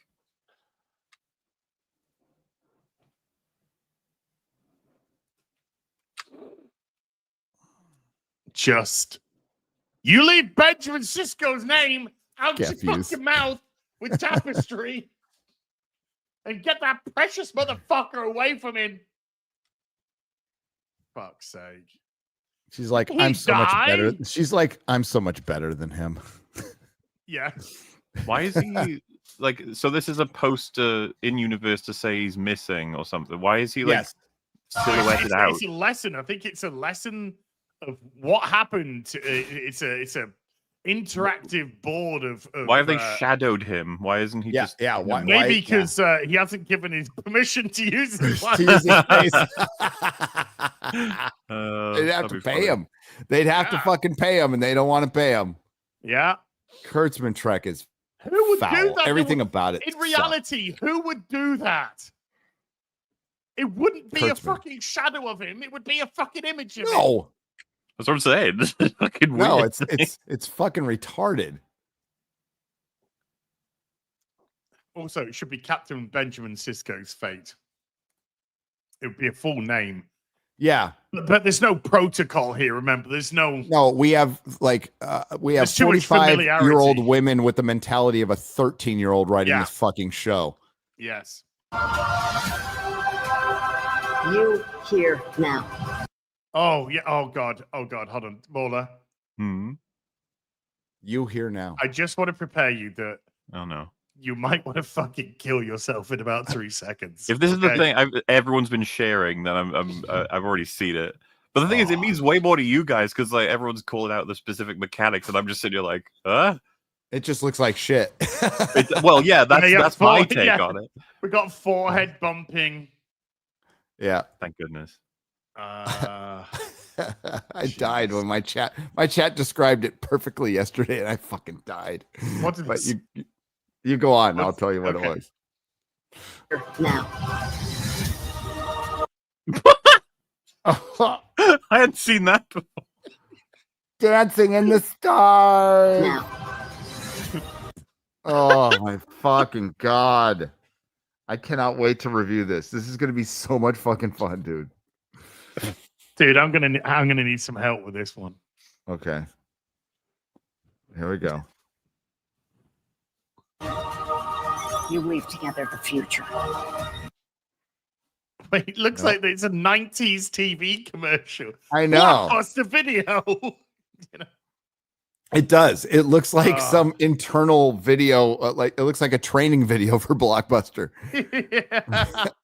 Friday night's the funnest night of the week here at Blockbuster. And it's your job to make sure everybody has a great time. Walks out with a smile on their face. Yeah. Yeah. And hopefully a couple of movies under their arm. Tig Notaro. Beat. I hate this fucking. She has such range playing a quirky lesbian. As a quirky lesbian. Isn't this the replacement Yes. actor for Army of the Dead. Army of the Dead. Yes. Yes. Yeah. Yes. Yeah. Zack Snyder had full creative vision, Mahler. Full creative vision. Gary, Who remember was replaced? I forget. Was it like a play some dude who got Tim? Was it Tim? Was it Tim Miller? No. No, it was some other dude who got Me Too'd pretty much falsely. So yeah, I was about to say it wasn't the cannibal, was it? No, I can't remember. No. You have to I can't remember who all it the was. controversies. It was the helicopter pilot, whoever the helicopter pilot. Yeah. Now, when you say cannibal, do you mean Army Hammer? Okay. Yeah, that's literally what I was saying. It wasn't Army Hammer. Poor Army Hammer. Hey, look, he's just interested in eating a finger or two. That's all. Yeah. Remember, Gary, we've got it on really good authority that Tig Notaro is a fucking twat in real life. No, the authority got cancelled. Okay. Yeah, she's not the nicest person in the world. No. Shockingly enough. Shocking, yeah. She also owns stock in U-Haul, I heard. So that part's not true.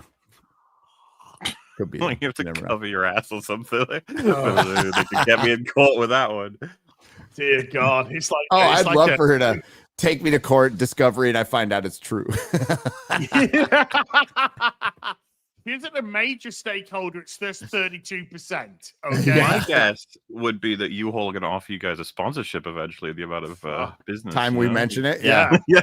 Holy shit. U-Haul, I'm interested. Talk to me. Yep. So go out and.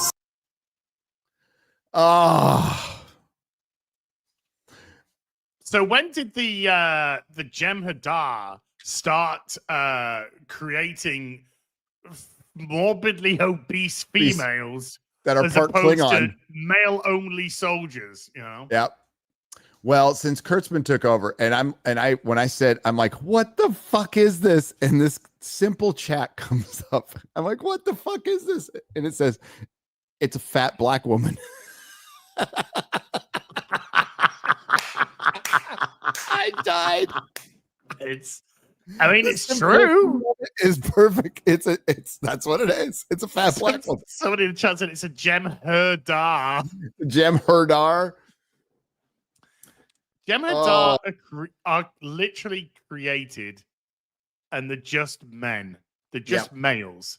They're just created as foot soldiers. Well, maybe that is a male. Are we sure? Yeah. What if there's some frog DNA like in Jurassic Park, and you know? Well, that's what you get. Are you saying frog DNA makes you a woman? Fat? I mean, like. Listen, you have to talk to Michael Crichton. I didn't say it. Okay. If I was running Starfleet Academy, I'd be like, fucking hell, there's a lot we're going to start changing around here if the best of the best are going to succeed. Oh, dear God, help us, please. They're turning the freaking frog. Experience. Probably go where no one has gone before. Fuck off. No, you're actually retreading every fucking woke shite that you've done for the last fucking 8 years, dude, or whatever it is now. Desperately trying to get the show into production and out before that Paramount fucking merger went through, dude. You could tell they were just like, they threw this trailer out. Yeah, they threw it out. As a sort of bystander, it is insane how much Star Trek stuff just comes out all the time. That's horrible, and it's horrible. Yeah, it's like a night. Well, you have to choose your nightmare basically with each IP. It's like, which do you want? What does that mean? What does that mean? What does that mean?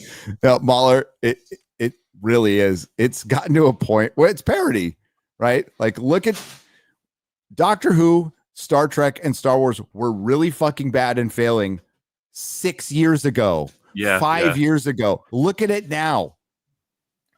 But did you see there's just like rumblings again of the Rey movie? It's got like a 2020 rumored 2026 filming schedule, and it's like filming. Yeah, that's the rumor that's currently swirling from hey guys, someone who's got some insight. I don't know. I don't know if you know this or not, but in 2 years' time, it's the 50th anniversary of Star Wars. That's fucking insane, man. That is and crazy. Do you know what we got ready for that? Fucking nothing. Don't worry, Ahsoka season 2 and Mando and Grogu. No, that Mando and Grogu's next year, isn't it? Well, yeah, but that's the closest thing, you know. Like, what else have they got? The Ryan Gosling anniversary movie. Yeah, that's going to be your 50th anniversary movie. Look, when Star Trek is trying to get Ryan Gosling to do something, you know they are like, we're fucked. Help us, please save us. Yeah. That being said, Project Hail Mary looks pretty good. Save his drug overdose. You're our only hope. I mean, it is kind of nuts, and obviously we'll talk about more. Help with suicide. You're our only hope.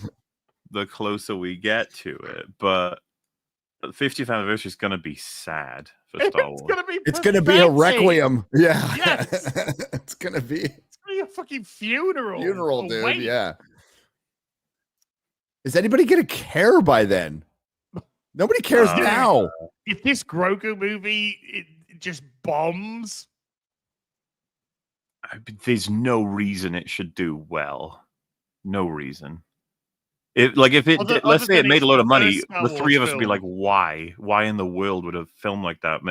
Jurassic Even if it's World, great. Avatar, Jurassic World. Well, but the thing, like, you have to compare it against Star Wars as an IP. What if it was let's say they said it was a Clone Wars movie and they brought a de-aged Anakin and Obi-Wan and stuff. I'd be like, yeah, I can see that making its money back and a bit more. But like a Mando Grogu, it's just like, how much do people even give a fuck? Who even watched the seasons? And that, by the way, is a fraction of Star Wars fans. Ryan called the ending of Mandalorian, Mando, whatever the fuck, Grogu.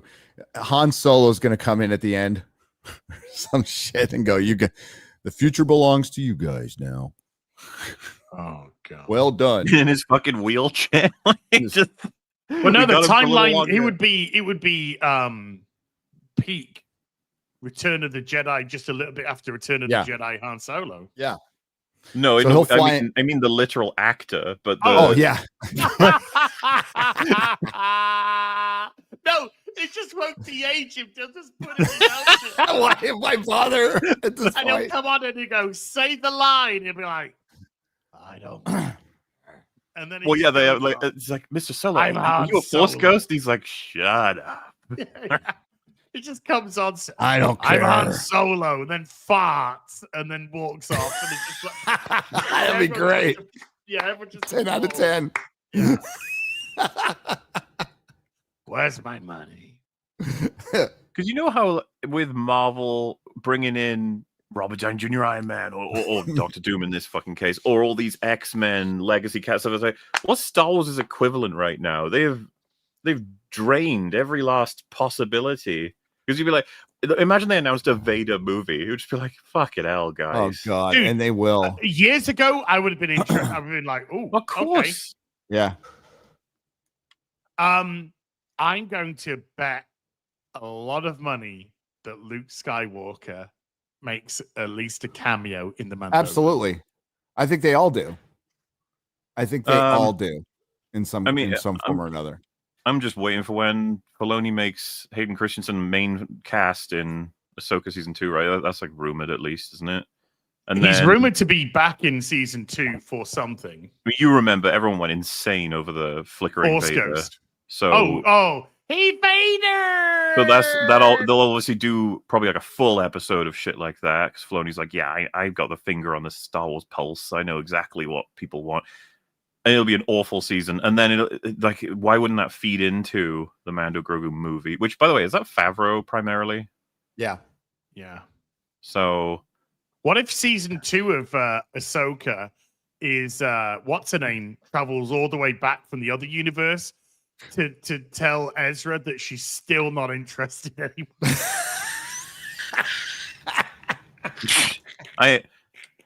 I would not hold it against them to use the shit out of that world between worlds stuff. Oh, they will. They fucking remember, will. guys, it's not time travel. Oh, fuck off, Dave. It's just traveling through time. Sabine. Oh man, dude, that Ray Stevenson Hot Toys there, that Balin scroll.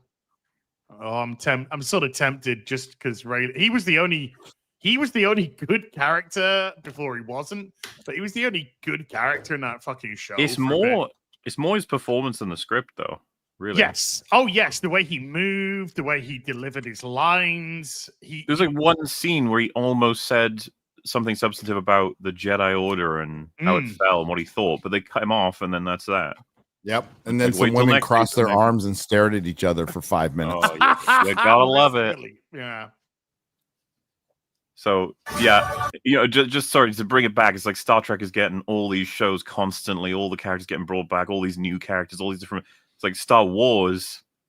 It's like a desert. They don't know what the fuck they're doing. They're just like, admittedly, it's all shit on a wall, but still, they're throwing stuff. I want a Star Wars puppet episode. That'll do it. I hope we get an episode, a musical puppet episode of Ahsoka. It's happening. They've already filmed it. Yes. It is my great honor to welcome you all to Starfleet Academy. Okay. All right. Oh, look, there's somebody from STD. There's Robert Picardo.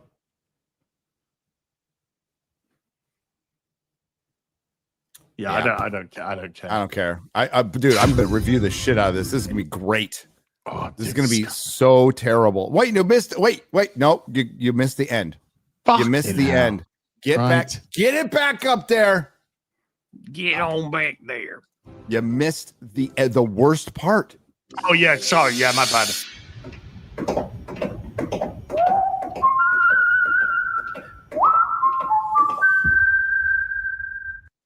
Why are you whistling the theme to Star Trek? It's also so shittily done. It's so obviously ADR, you know? Like,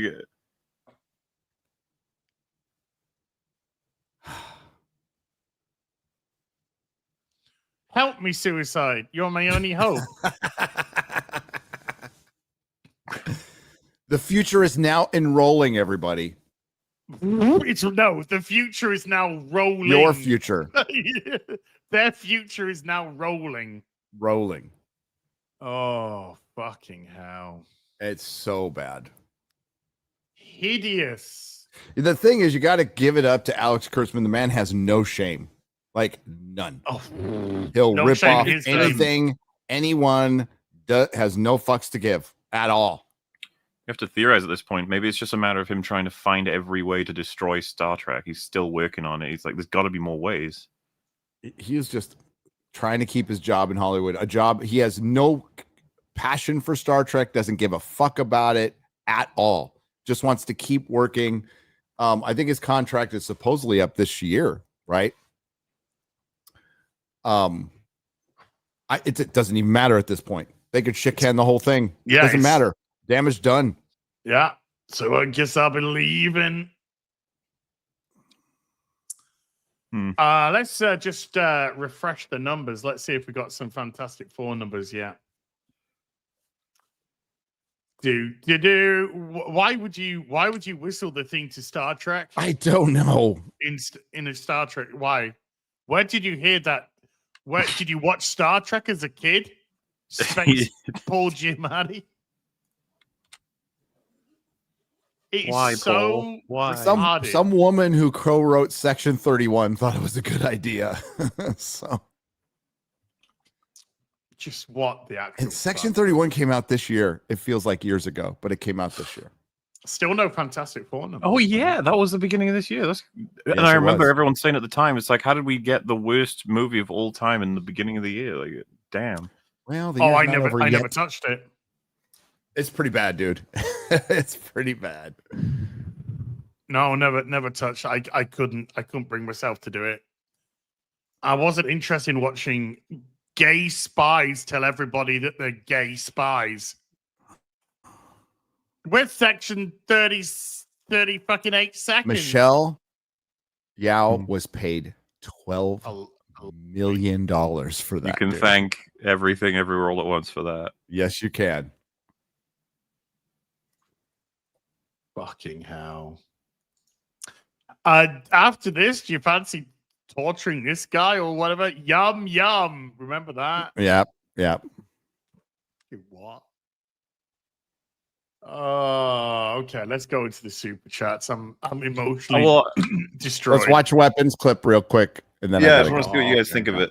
Okay. And you can do it cleanly, right? Like, because it's not something you'd comment on until the end, and then you can cut it out if you need to. Okay, let's have a look. 1 minute 33 seconds of Weapons.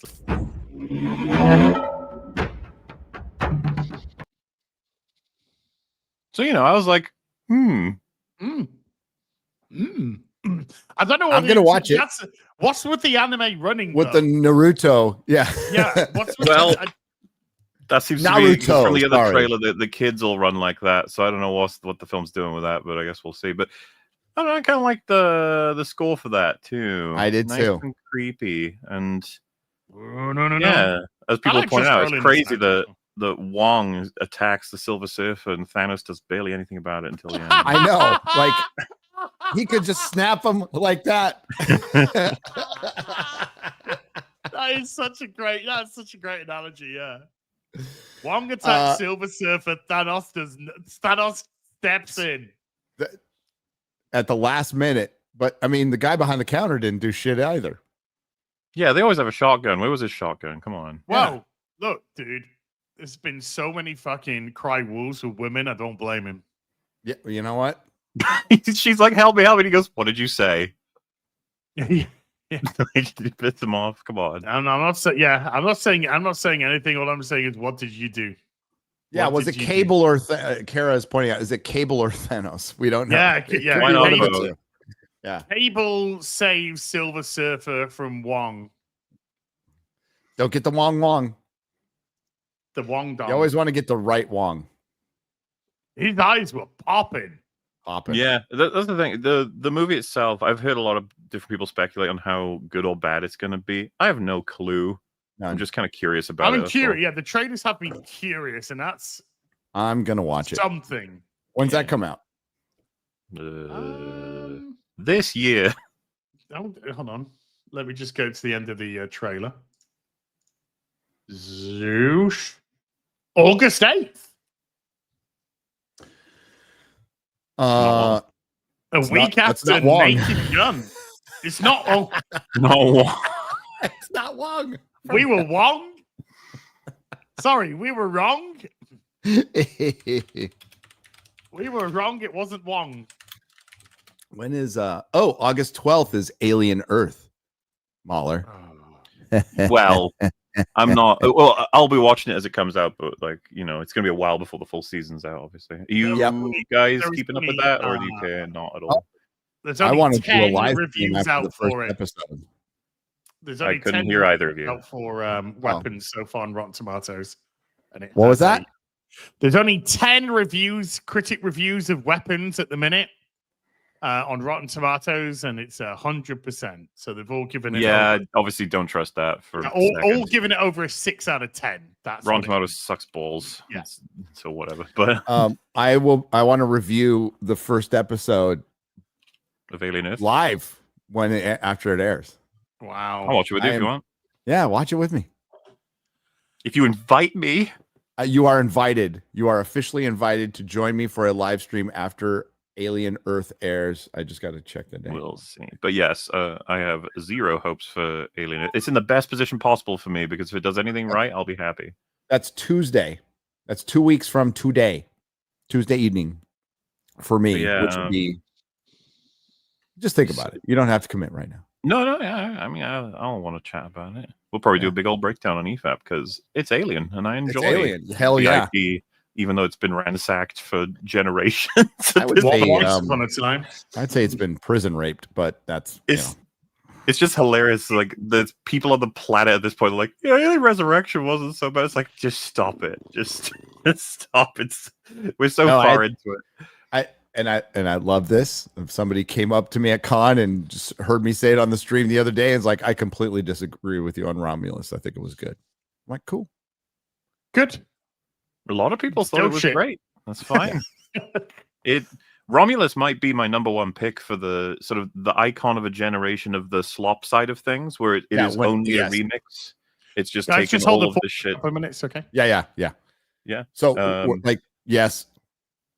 Every iconic moment of that film was taken from a different movie in its own IP. That's all it did. It was just like, remember this, remember that. And you'd be like, isn't that a lot of things? Like, yeah, but Romulus got away with it almost. Like, people said it was a great film and it got like a box office success. And it's just like, oh, that sucks. It didn't even get the reputation that it deserved of, like, it fits in with the rest of them, right? I was talking to someone the other day about how Ghostbusters like died again.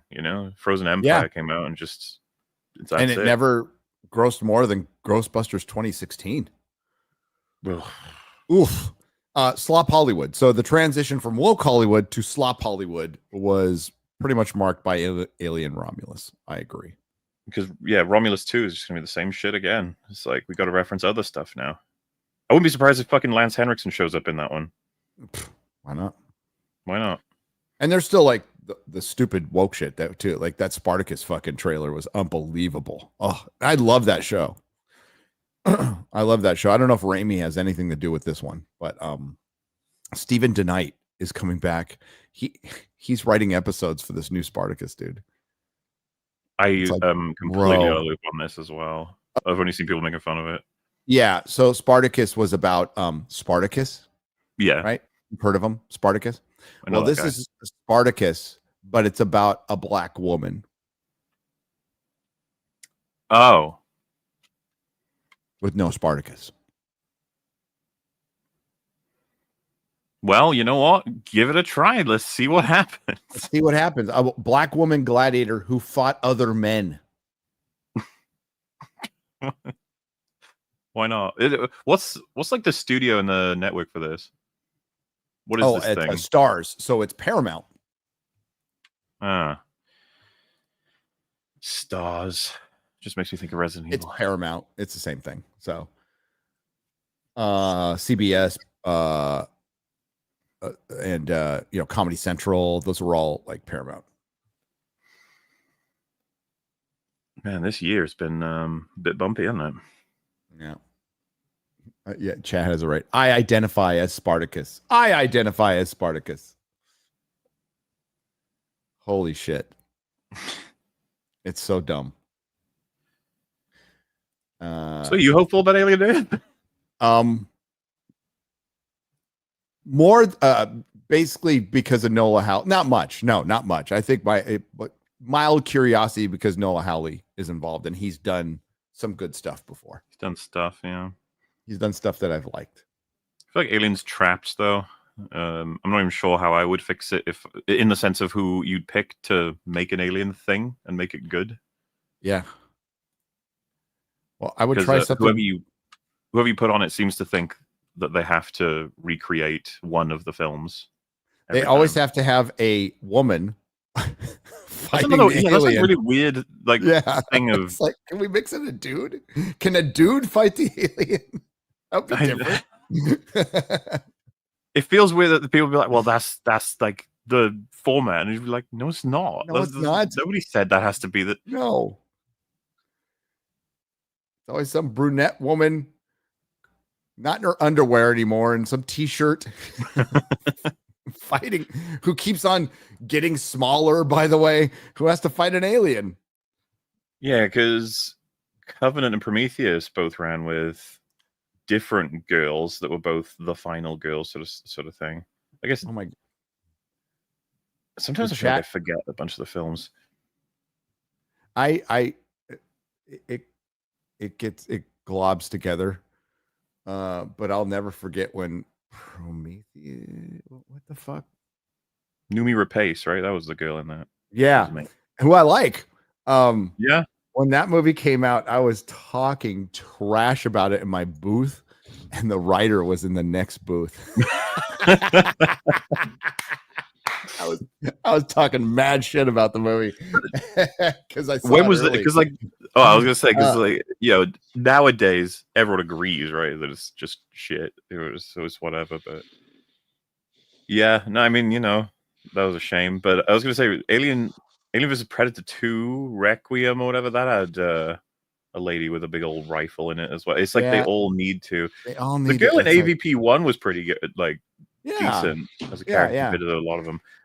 Paul W.S. Anderson pulling out one of the better pieces of Alien content out of the sets, which is, good for him. When's Event Horizon 2 going to happen? Oh, fuck no. They will. They will. It's made its way to Earth. It's just going to be an endless cycle of remakes, reboots, unnecessary prequels, requels, midquels. I mean, the fucking Alien Romulus was a midquel. A goddamn midquel. Yeah, that's actually referred to that way. It's fucking insane. It's got no chatter. It kind of had a little bit of chatter to begin with because everyone just like, oh, I saw the reference. Well, what about Predator Badlands? Badlands comes out soon too. Trailer's been running around for that. So fucking annoying. It looks bad. It looks conventional bad, plus a bit of what the fuck are you doing bad? For lack of a better way to categorize it. I don't know. So you came to the planet with the most dangerous. It's like, oh my god, can you just stop with the fucking? They never eject position. Could have had the balls to have a full film with predators that don't speak any English or don't subtitles. That would be great. Would have been really cool, but no, got to get a fucking android to explain everything. Yeah, Spartacus G20. Well, you think the audiences are really fucking stupid. They come into the cinema and they just go with popcorn, and therefore we need to tell them exactly what's going on because they're fake. They're really stupid. That is 1% off reality though. As remember the Netflix thing when they said Netflix creators get compelled to put in more explicit dialogue for the people who missed stuff, who are looking at their phones. Yeah, because that is background entertainment of storytelling that you're told. Sorry, subtlety's dead in every format. It is. Tell them what they're supposed to feel. And when we get it once in a while, it's like we're in the desert and we're starving. We're like, oh my god, they didn't tell us something. They did it with a look. Yeah. Holy shit. I know it was in like the promotional shit, but you could tell he did it for a reason. When the Thing notices Sue is pregnant through a look, and you're like, oh my God, Marvel, do you have an expression? I didn't think you did this anymore. Good for you. And like they put it in the marketing. Even they knew. Only compliments the Fantastic Four. Yeah, you know, there's pieces or whatever. It's not very good, but it's just like I don't know. There's some stuff in there. It tries. I said, I like the Human Torch's moment of sacrifice. Attempting anyway. I like the design of a lot of things. I like some of the dialogue in the first act. The science just gets out of hand real quick. We've moved from the era of the flopbuster to the era of the slopbuster. Oh, feels like we have to rebuild everything in terms of like this is still awful. We used to have a better. I feel like we're on a better track when you rewind to 90s, 2000s in terms of just this is bad, this is good, this is bad, this is good, and even the middle of the road stuff. You know, like. Middle of the road stuff back then is stuff now that would score really, really fucking high. Yes. Yep.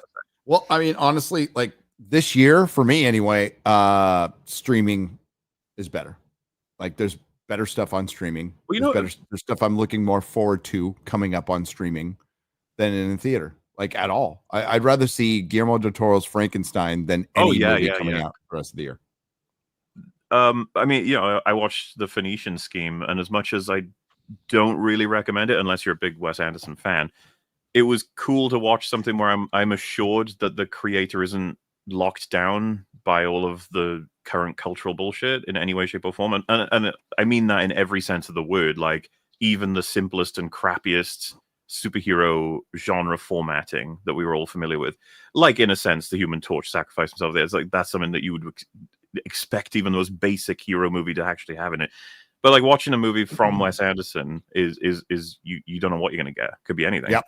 And the story could go in all kinds of ways, surprise you and it's like, yeah, it's nice to be able to watch some things like that every once in a while that are higher up in the echelon of budgeting. This is why David Lynch dying was a fucking huge tragedy. It's like that is just a straight up artist that's gone that had access to higher budgets and control of studios in a better way than a lot of artists that just there's can't. No replacements. Nope, nobody coming up to replace that. News. We were talking about yesterday. I was in a call with a couple people. We're talking about The Rock specifically, right? The movie. I mean, not Dwayne Johnson. Yep. So 96, right? I think when something like that comes out, and even then, Michael Bay's reputation, Explosions Man and Popcorn Movie Man. However, I don't know how well you guys remember the movie, but that came out today. I would be recommending it to everybody. I would be like, this is an insanely good movie. Yep. And be like, what, why? It's like, well, think about this, considering it is an action blockbuster of the 90s, right? It's like, it's kind of bold. The villain isn't strictly evil. He's surrounded by a lot of evil people, but like the notion of what's being regarded in that film, what it's trying to talk about, like the treatment of different veterans or people who've done veterans, so much. A guy sacrificing his life and career for other veterans. And then the fact that they're trying to subvert these guys with someone who is on theme, having been essentially black-bagged by his country because he found something out that they didn't want to be released, sort of thing. James Bond, and then just the performances, the action, it's really funny. It's nice and snappy. And then, I don't know if you know this, Gary, it's just a detail I find amazing about it is Aaron Sorkin and Quentin Tarantino both did script doctoring for that movie. And it's like, no wonder the dialogue. It's great dialogue. Fucking spectacular dialogue. Oh, that's what Sorkin specializes in. Well, I'd say both of them are known for making dialogue with just a higher tier than your average sort of thing. And so, yeah, the point I'm making is just, you see it in 96, really, really entertaining film, cool, thumbs up, recommend it to a friend or whatever, watch it here and there. These days, if it came out, and it just blows up the standard, it'd be like, holy shit, especially if it came out as is, we'd be like, why are there so many practical effects? How did they get away with this? It's like, what happened? How did they shoot in San Francisco? How could they afford that? Why is there no shit on the street? Yeah, I'm only borrowing your Humvee. Okay. Sean Connery's fucking great in it as well. We're gonna get into Super Duperies. I gotta go. Okie dokie. Go. Have fun at your LA queer shit. Oh, it's done. We did that last night. So, yeah, I hung out with Drinker last night, and we saw a movie called Sketch. Yeah, it was pretty good. It's a kids movie shot like a horror movie with a very serious theme. Okay, it's charming. It's a charming movie. Angel Studios bought it, and it'll be out soon. But it's a charming movie. It's a charming kids movie. And I got a picture with Terry Crews, which was fucking awesome. So did Drinker. Will's doing great. We hung out with Chris Gore and Will and Alan Ning, and it was fun. It was fun to go to the one and only movie premiere I'm probably ever going to go to. I'm totally sold out. Sell out. Sell out. Before you go, because you said you'd watched it recently, that super chat that just came in saying, "I will not give that order. You stand down." It's like that scene is kind of fucking brilliant, especially when you consider the fact that it's like immovable object up against unstoppable force, and they're both fighting for their country, sort of stuff. That's what I'm saying. Yeah. The Rock is, I think, maybe underrated. It's fucking spectacular. Spectacular. Will is the critical drinker, by the way. Yes, you guys didn't critical drinker. The critical drinker. But it was. We had fun at con. I'm actually getting in the car and going home. It's time to go home, back to Texas. And thanks for starting the show early for me and accommodating me and all that stuff. I appreciate it. Thank you, chat. Love you. See you later. Drive carefully. We'll drive carefully. We'll be listening. So behave yourselves, because I'll be listening. I'll be listening. No. Slurpo. Bye. The last Slurpo hour. The last Slurpo hour. Bye. Big Ounce with a $5 since weekly Marvel versus DC. This uses two different versions of the same character, Azrael Batman and Modern Azrael. There's only one Azrael. Versus John Walker, Captain America, and US Agent. Well, you're making that unnecessarily complicated. So we'll go with Azrael Batman versus John Walker. I just would have thought Batman would flatten John Walker, even though he's a soldier. Yeah, he's talking about Azrael Batman, so he's talking about Jean-Paul Valley here, not Bruce Wayne. But he's talking about a literal programmed assassin in ridiculous high-tech armor, because he's using all the Batman's funds and resources to create like the ultimate fucking assassin costume. And he's so I would say Azrael Batman would take John Walker out with the that's what I would go with. Remington PRD with a $5 says, in Fantastic Four, why Galactus didn't just teleport back to his ship after capturing Franklin? Why didn't Galactus use his telekinesis in like all circumstances? He just doesn't.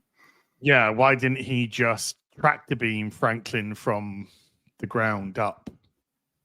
There's lots of different things with. I've given the film some praise, but like I said, there are issues with the film. I have no idea why Galactus decided to go on Earth. I don't understand. Why was he so small? Well, he was consistent to the size they made him in the ship, but why? That wasn't set up why he needed to go. Like, if there was more of a storyline like that, he was so determined to get Franklin that the only way that he could do it was to physically go down there because his ship would be too destructive or something along that nature. But I don't understand the reason why. So, yeah. Xavier Hart with a 10. Australia says, "G'day all. I have to watch the replay. However, I do have a theory. I think that Supergirl will be delayed to change the plan to Superman 2. The rise of Brainiac or something. Love yous all." No, I think it's coming. I think Supergirl is coming. Yeah. I mean, or somebody's coming in Supergirl by the looks of the cameo she made. JB24 with a 10 Canadian says, "During a rewatch of Fantastic Four, I noticed Reed is performing CPR wrong.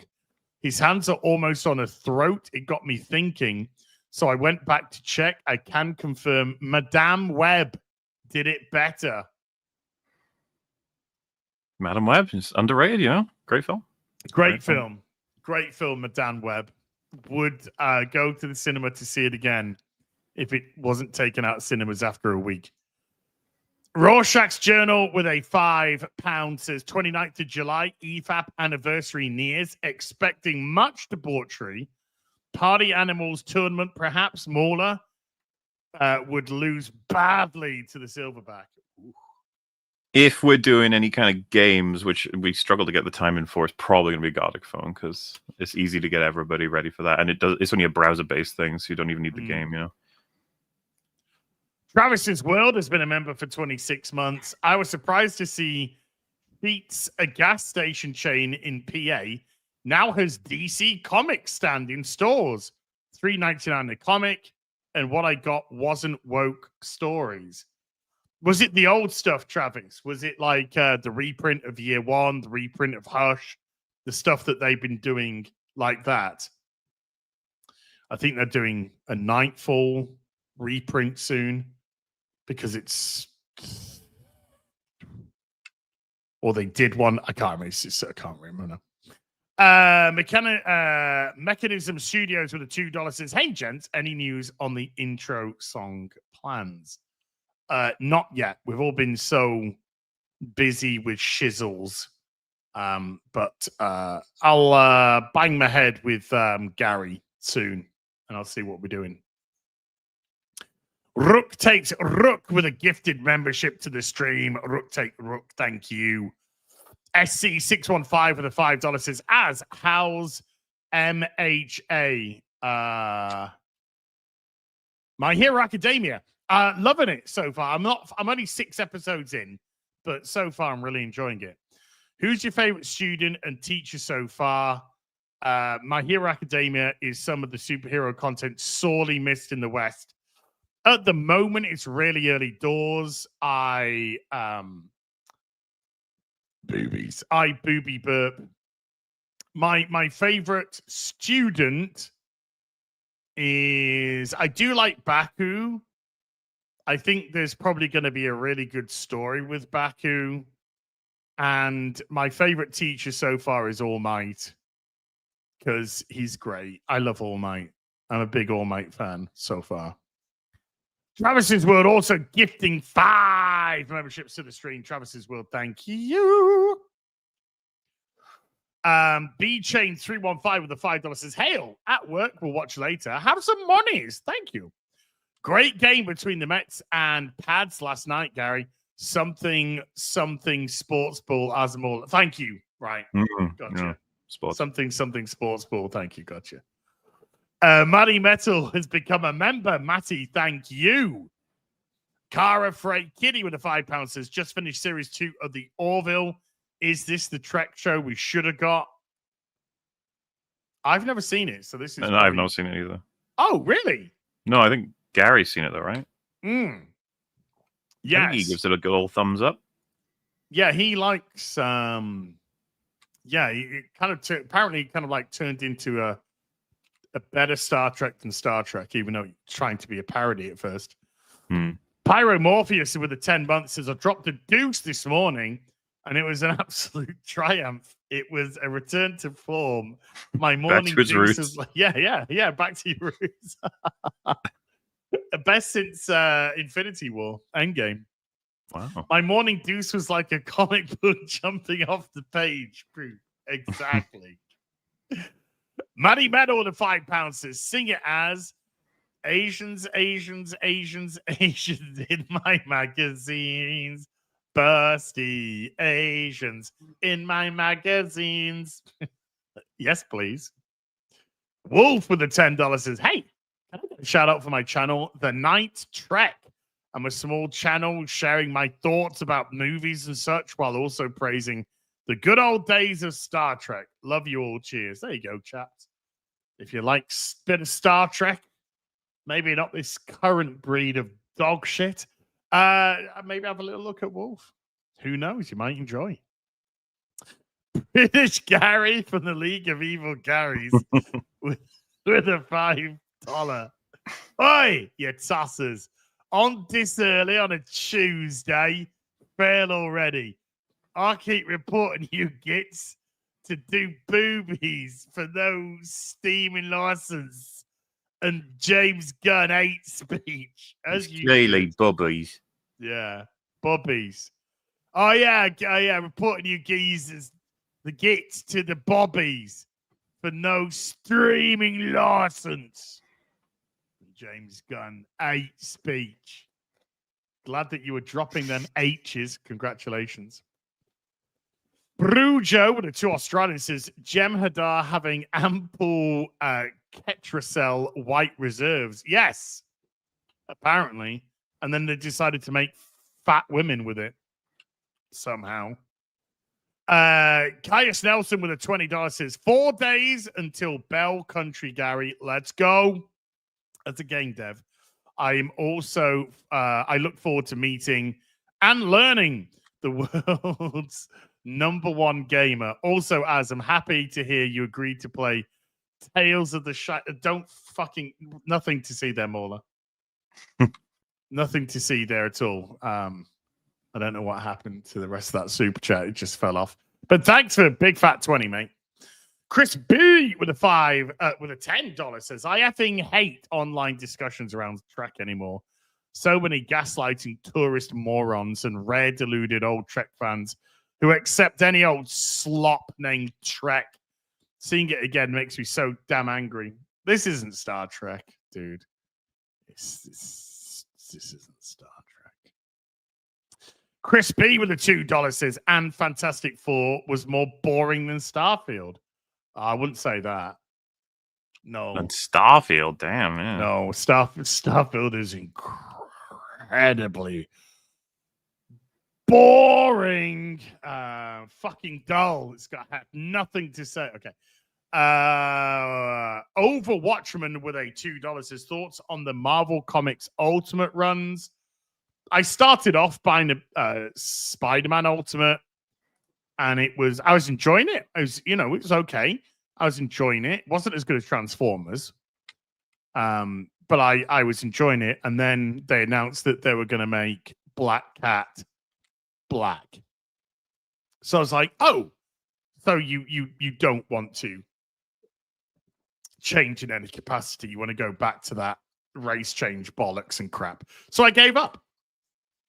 Because I owe them nothing. Zeddy Boy with a $2 says Serenity. I think that's referring to good movies that didn't perform. Oh, yeah. I think though Serenity was niche. It was. The budget was probably too big for what it was going to be achieving, but the movie's a fucking banger. Oh, yeah, it's a belter. Rudy with a $5 says movies need to lower budgets by a lot. Correct. They need to take into account that DVD sales are basically dead compared to the past where they made it back. They can still make some bank. They can definitely make some bank through DVD and Blu-ray sales. But when we discuss the box office, we discuss it as in the money it makes to make its budget at the box office. So all this people trying now to manipulate that to form their own narratives. It's just like, fuck off. There's nothing wrong with talking about a movie from well back in the day, let's say like Resident Evil, and say, it didn't perform at the box office because that was true. but it had an exceedingly strong DVD and Blu-ray sales, which allowed it to continue its series. So something like that's fine. But when somebody's already trying to say, oh, yes, Superman Blu-rays and 4Ks and T-shirts and toys, and it's just like, fuck off. You're coping. Fuck off. Well, it's always just funny as well, because there's like these grand celebratory notions of just how amazingly well it's doing. And you're like, oh, sorry, I'm a little bit behind. What's the announcement? It's like, it's got the greatest opening for a comic book movie domestically. You're like, what's with all the qualifiers? It's like, yes. Shut up. like, okay. Stop asking me questions. Stop it. Yeah, it's There's a lot of bullshit. All of it. Jacob Wolf for the $5 says, do you think Fantastic Four or Thunderbolts would do any better or worse if they switched release dates? Thunderbolts, no. But Fantastic Four, maybe. Fantastic Four, maybe with Fantastic Four if it had the Thunderbolt slot. But and actually, it makes more sense to have Fantastic Four before Thunderbolts based off the Thunderbolts post-credits. Yeah, it does. Yeah, which is insanity now. So yeah, I think Fantastic Four, but I don't think Thunderbolts would have got a rub. Because maybe they'll be like, Superman was so hopeful and blah, blah, blah. And Thunderbolts is so depressing. I don't know. It's shit. Just stay with shit. Ash Barnry with a $5 says, to save DC, make Sydney Sweeney's Power Girl with Streaky the Super Cat. Just make a Power Girl. Sydney Sweeney Power Girl. Open boob window. Fuck yeah. Dude, fucking... Adam Swarmley with a £2 of thoughts on Star Trek Volcaran Academy. Well, you got plenty of them. Anxiety with a $10 says, good morning or good day, BBC. I wanted to ask your thoughts on how, after the rousing success of Superman and Fantastic Four, some are now saying that superhero fatigue was never actually a thing and was pushed by a certain side. Well, Superman's not going to make its budget back, and neither is Fantastic Four. What has happened to the perception of the scale where Fantastic Four and Superman are like, you see, we're back? It's like, guys, do you know how much money superhero movies used to make? Memory, Is 800 million the new billion? No. Is 500 million the new billion? Apparently. That's how it works. 500 million seems to be the new 1 billion. And it doesn't matter if your movie loses money. It's still a success. We're dealing with retards here, dude. We're dealing with fucking retards. Superman is not going to make its money back. Fantastic Four is not going to make its money back. And its cinema runs. They're flops. Both of them. Like them, hate them, indifferent to them. They're both flops at the box office because they didn't make money.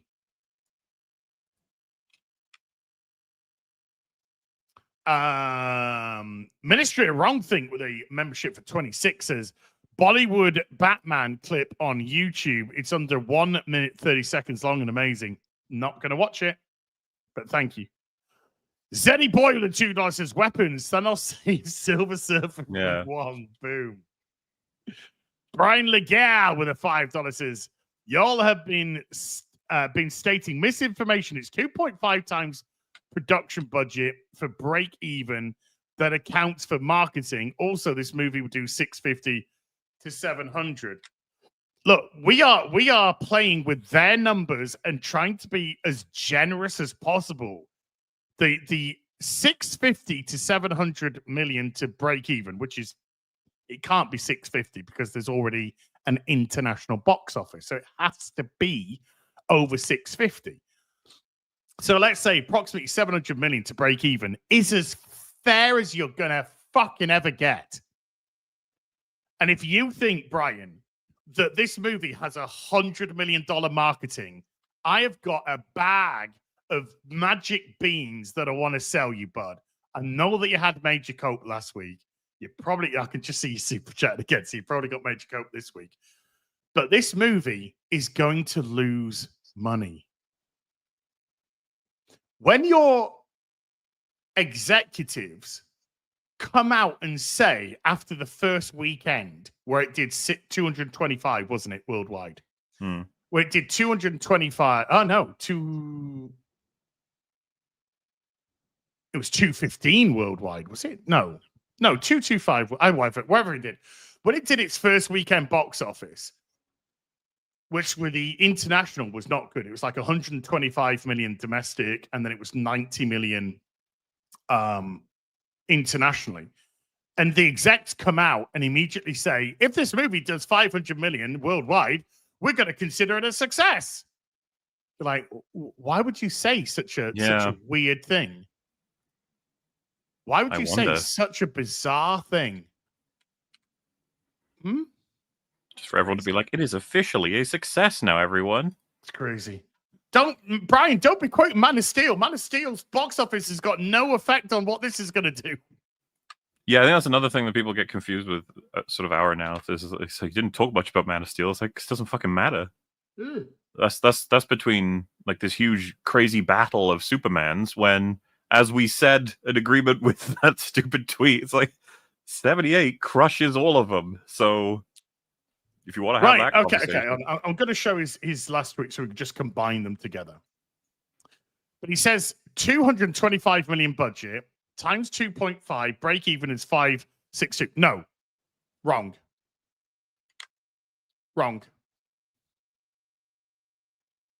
Because you're assuming that the marketing is $100 million. Fuck off, mate. No, Brian, no. Come on, dude. Come on, live in reality. You seem like a decent guy. Live in reality. This marketing is not just over 100 million. Absolute no way. The likelihood is it's 200 odd million. That's the likelihood. Fucking absolutely everywhere. Also, can we be fucking clear here? If it made 600 million by this current logic, do you think they're happy to make 40 million in profit? Well, exactly. Do you think they made even if you play with your numbers, which I don't, they're not correct. But if we played with your numbers and it makes 600 million at the box office, which means it made a 38 million profit, let's just say for argument's sake, that's a roaring success for your DCU going forward. That your big character, your launching pad, the one that the world knows, made 38 million. Meanwhile, the next Clayface is coming, Supergirl is coming, dude. And and Supergirl will just confirm the doom, the rot, and WB are not going to be happy with this. No, they'll obviously announce that they are because that's good for marketing. Of course, so that's why they said the lowball 500. If it does 500 million worldwide, we'd be happy. I'm still lost at why does anyone think James Gunn said the thing about anti-American sentiment internationally? It's like, why do you think he said that? Because of how well the film was doing internationally? Well, he said it was doing. I was surprised at how well it's doing internationally due to the anti-American sentiment. You're like, what? This is it. It's sneaked in because you know exactly what's been done there. Yes. It's like everyone knows the international numbers are disappointing for the film. Of course they are. Time. Yeah. So it's like, well, it's not the film's fault. It's anti-American sentiment. It's anti-American sentiment. Okay. The international's doing so well considering that. Dude, you lost over 70 million off the domestic. Over 70 million. The international is a fucking disaster. Yeah. Josh Kelsey slapping a 20 on the counter. Josh, thank you so much. Darius with the $2 says, I see Gary streaming from his OnlyFans room again. Absolutely. Agent Orange with the $5 says, gun simps are out in force for their idiocracy about the domestic box office passing Man of Steel. They're outright dismissing inflation. It's pathetic. Regardless of whether the domestic has beaten it or not, Man of Steel was a 12-year-old movie. Why are you trying to compare it to that? You need to make money. You need to make money. Have you seen like the different viral posts underneath it? There's this comic that's going around, like a little image of like a Chad Superman and then a whiny little crying thing that says, "What about inflation?" And they're like, "Don't care." It's just like, well, but I thought that like you cannot care about inflation, I guess, but like if you're gonna be comparing and saying we won the fight, like our Superman beat this other one, it's like, well, you like. It's not really meaningful if you don't account for inflation. Like, you know, I'm just saying, like, I don't really care either way, but it's weird to celebrate ignoring inflation. Like, yeah, okay. I don't think Man of Steel was a great film. I think it's a better film than Superman for sure. But I wouldn't say Man of Steel was a great film. So there's tons of that film that I don't like in terms of the decisions that Zack Snyder made. Mm-hmm. So I'm not a gun bro and I'm not a fucking Snyder bro. So looking at the arguments between the two are quite funny, because if you want to go, look, we've now surpassed Man of Steel at the domestic box office, then a Snyder bro can just go, let's have a look at that international, and it's just mop the floor with it. So it's like what exactly have you done there? Nothing. You've shown nothing. How much has your film made comparative to that film? The better argument, of course, is to just say box office does not equal quality. No, because you could have a good film make no money. You could have a bad film make tons of money. It's just how the box office goes. There's no because a film is good, it has to make money. No, there's been, like we discussed earlier, a lot of good movies that have flopped. A lot of movies that we've liked a lot that have flopped. A lot of shit movies that have made a lot of money. Mauler will argue till he's blue in the face that Deadpool Wolverine shit. That made 1.33 billion. Like you keep pick Lilo and Stitch. It's the most depressing. Okay. We got that's this year. It's dominated for the West. Like that is the most money made, and it spells doom for a whole. We thought we were making some progress with the live action remakes. We have been not only set back, but we've opened the doors to so many other possibilities. They've already talked about Lilo and Stitch 2. It's obviously going to get fucking made. So that'll just be driven into the ground along with a bunch of other IPs. And it is, like I said, it beat Minecraft, which was depressing enough. And that is the state of the box office. Lilo and Stitch and Minecraft, two abysmally awful films that are absolutely as disrespectful as you can get to their source material. Both representative of this horrible downfall, adaptations of beloved, wonderful animated films and video games. And you know, we got this petty battle between the Supermans going on. Yeah, okay. Because if you ultimately wanted to play that battle on parody, what you'd have to do is you would have to adjust for inflation. You'd have to adjust the box office, the production budget, the marketing budget, the number of tickets sold. You'd have to do all of that. And unfortunately, that's not going to work out very well for Superman. It's just not. For James Gunn's Superman, that is. So if you really want to play that petty game. But here, look. So for example, let's just quickly bring this back up again. Superman, 289.5 million domestic, right? Man of Steel, 291. So it's going to go past Man of Steel domestically. There's no denying that. But then we go back, 214. And then we go back to Man of Steel, 377 million. It's not going to get here. It's not even going to get anywhere close to here. And we've already seen the diminishing returns on this film. You can like the film all you want. Mm-hmm. But I'm sorry, the box office don't give a shit about your feelings. I would have loved Mission Impossible Dead Reckoning Part 1, number 7 to have done great. I enjoyed the film. Saw it multiple times at the cinema, 3 times. I can't say it was a success of a film. It wasn't. It lost money. It lost a lot of money. And then Final Reckoning Part 2 of 1, Part 8, I didn't think was as good as the last one, and I think it's the second worst film as regards to the Mission Impossibles, behind Mission Impossible 2.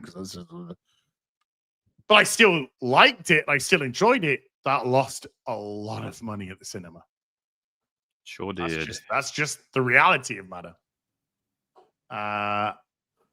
Aryan, with 100 shekels says Supergirl is DC's next movie. Stupid. Very few people in my city has read any Supergirl, but everyone has read Wonder Woman, Catwoman, Zatanna, Power Girl. I don't think many people would really know who Zatanna is or Power Girl. Full stop. Normies, no clue. Most normies barely know Wonder Woman and Catwoman for that fucking matter. But I don't think it's a smart move for a second movie. I don't think it's a smart move for a second movie at all. But let's see the cope with that one. Grand Admiral Adam with a 22 months says, question. Was Gambit the last great original comic book character created who was not derivative? No. Bane. Invincible. Derivative, you can say Invincible is derivative. I'd say Bane. I don't think there's a character like Bane. It's an interesting question, actually. It is an interesting question because, yeah, if you think, what could you say? If you really got into the minutiae of it, you could probably compare so much with so much. Yeah, I mean, it all goes back to something in a lot of ways, and then whatever you pick as the core goes back to something else as well. Everything's variants, everything's remixed, but I get what you mean. Like, there are some things that are obvious in terms of like, oh, you know where that came from. But then there's some stuff where you're like, no, that really struck out on its own and everyone else is copying it. Yeah. Spawn would have to be up there, surely. Because Gambit debuted before Spawn. Let me just get the exact year Gambit debuted in the comics. Gambit debuted 1990. Yeah, Spawn came after Gambit. So Spawn would have to be up there.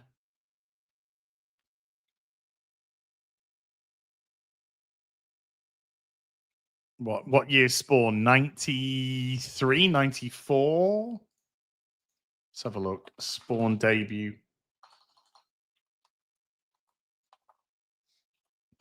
Spawn debut 92. So Spawn debuted in 92, which is after Gambit. It's an interesting question. I think, to be honest with you, Adam, you could do a whole fucking stream based on this question. Yeah.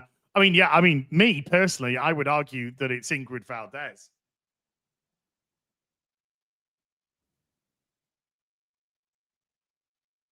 That's what I would personally argue. And it's I tell you what, going forward, chat, seriously, legitimate, it's going to be interesting to see how Rippaverse is seen. Because if Rippaverse fucking expands, Ooh. Snowflake in safe space, boom, got him. That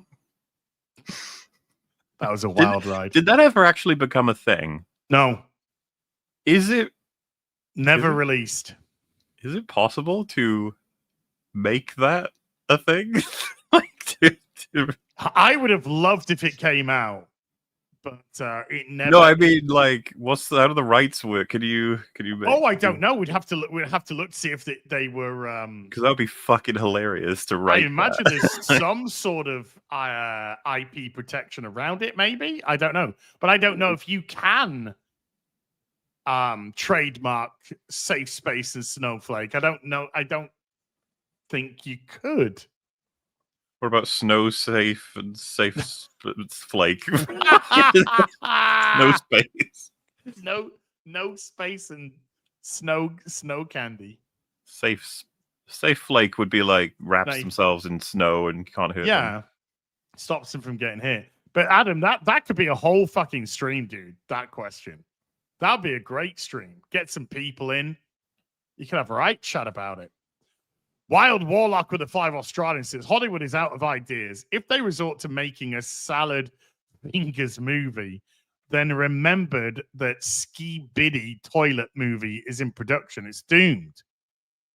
It wasn't that a meme. There's no actual I have toilet no movie. fucking idea what it was just said then.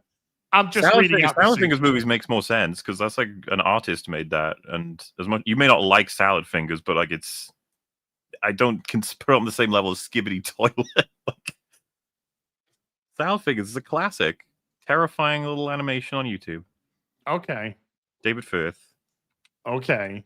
Never personally saw it. Never? Okay, fair enough. Will Plottager has been a member for 31 months. Thank you, Will. Louis G with a $5 says, the show, My Adventures with Superman, looks like the best show if compared with James Gunn's Superman. That's how bad it is. Oof, just no need to be rude, Louis. Look, the best Superman to me is Superman the movie and then Superman the animated series. That's the best Superman to me. What about Superman and Lois? That started off really good. It started off really good. It definitely dropped away season 3 and season 4 was like a little bit out. Mm-hmm. But it started off good. And there again, the Tyler Hoechlin stuff, I did enjoy that season 1. Yeah, I mean, I only heard kind of good things about it. Although I did see like the ending, the final bit of the final show, and that looked like an insane. Who's he fighting? Doomsday? Oh, you muted yourself. He died of a heart attack or something, and then What? he went to heaven, and Lois, who I think had died of cancer during the show, was waiting for him in heaven. Oh. And yeah, it got really fucking weird. And I'm just like, what the fuck am I watching? It got weird, chat. But the first season I enjoyed. I did enjoy the first season. It was solid, you know. It was solid. Anyway, Christian Santillan with a $5 says James Gunn announces Superman prequel spin-off Genghis Khan, son of Jor-El. Got to spread that seed, dude. Got to spread that seed. Mikey Gustler with a $20 says reportedly the ex-CEO who got caught cheating on his wife at the Coldplay show is going to sue the band because they ruined his life. I know he said he was upset that they'd made a private moment public. Thoughts, if true. He was at a public concert. It's a Jumbotron situation. You have to know if you go to those sorts of things that can happen. Yes. I don't know that you have to sign a fucking contract or anything, but you should. That's essentially consenting. The camera goes around, looks at people. That's how it works. They're all in stadiums, sports stadiums. They are in music shows. Also, I don't think there's any. What is cheating? But I don't think there's any agreement of privacy. It's such cope. It's like you were cheating, man. Accept the responsibility of having done that. He's looking to get money because he's about to lose a fuck ton. Yeah. That's what he's trying to do. I don't think he's going to get anywhere with this lawsuit if he decides to go ahead. I've heard this myself, Mikey. So you're not wrong at all because I've heard this rumor as well that he's looking into potentially suing Coldplay. But I think he's on a highway to nowhere. The most embarrassing thing, it was at a Coldplay concert. And I'm surprised his wife didn't just divorce him for that. Norwegian Kryptonian with a 120. They thought no one would see them there. Yeah, exactly. Because no one. Exactly.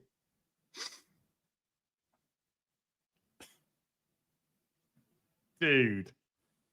What a dickhead. Yeah. What a dickhead. You want to have an illicit affair away from prying eyes? That's where you get motel rooms, you know, and hotel rooms. And if you want to do that, that's like your own business. But fucking Ferris Bueller's Day Off. It's like, oh, we chose the one place where my dad happened to be. It's like, yeah, that's why you You should probably be more careful, yeah? Yes. Norwegian Kryptonian with 120 Norwegian says, I smelled something fishy when Hot Toys released all of the Fantastic Four 1/6 scale. They still haven't released the figures from Deadpool 3. Well, it's pre-orders, of course. It's only pre-orders. They're not available to purchase immediately. Also, they haven't put Johnny Storm up. So they've put Galactus, Sue Storm, Reed, and The Thing, but Johnny Storm is still to come. But these are pre-orders for release middle of next year. And that's half of the course for Hot Toys, by the way. Half of the course. The reason why you might be a little bit Deadpool 3 is that one of the Deadpools and the Lady Deadpool were available almost immediately. One of the Deadpools was available immediately, and Lady Deadpool came very soon after. But none of the Wolverines have come out yet. They're still pre-order.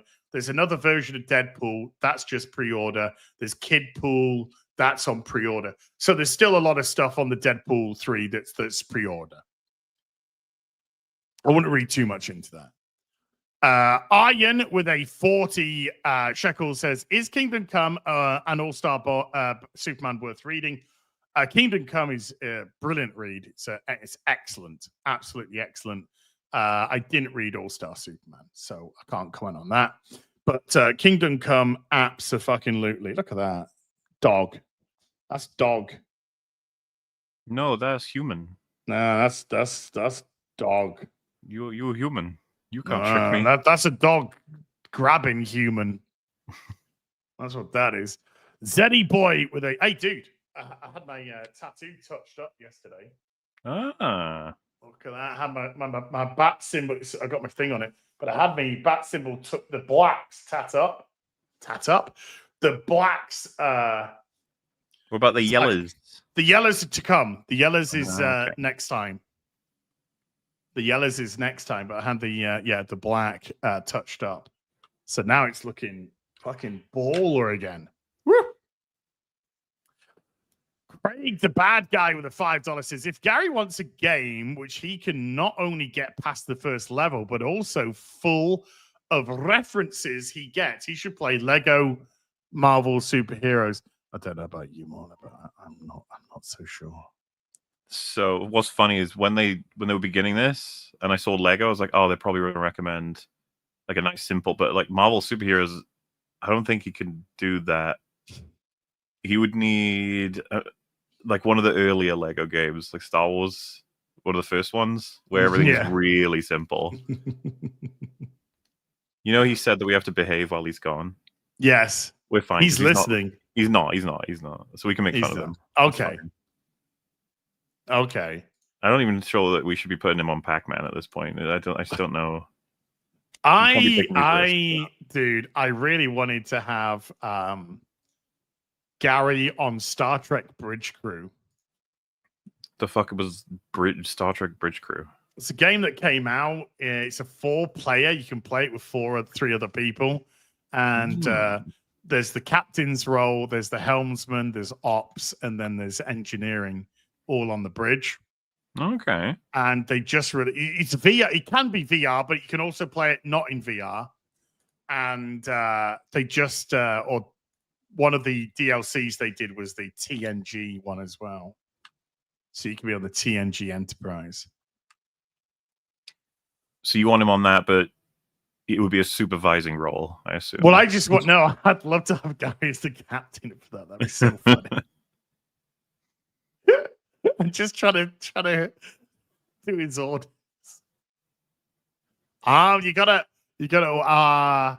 Wait, what? Now you gotta, Gary, we're being shot at, the torpedoes going in.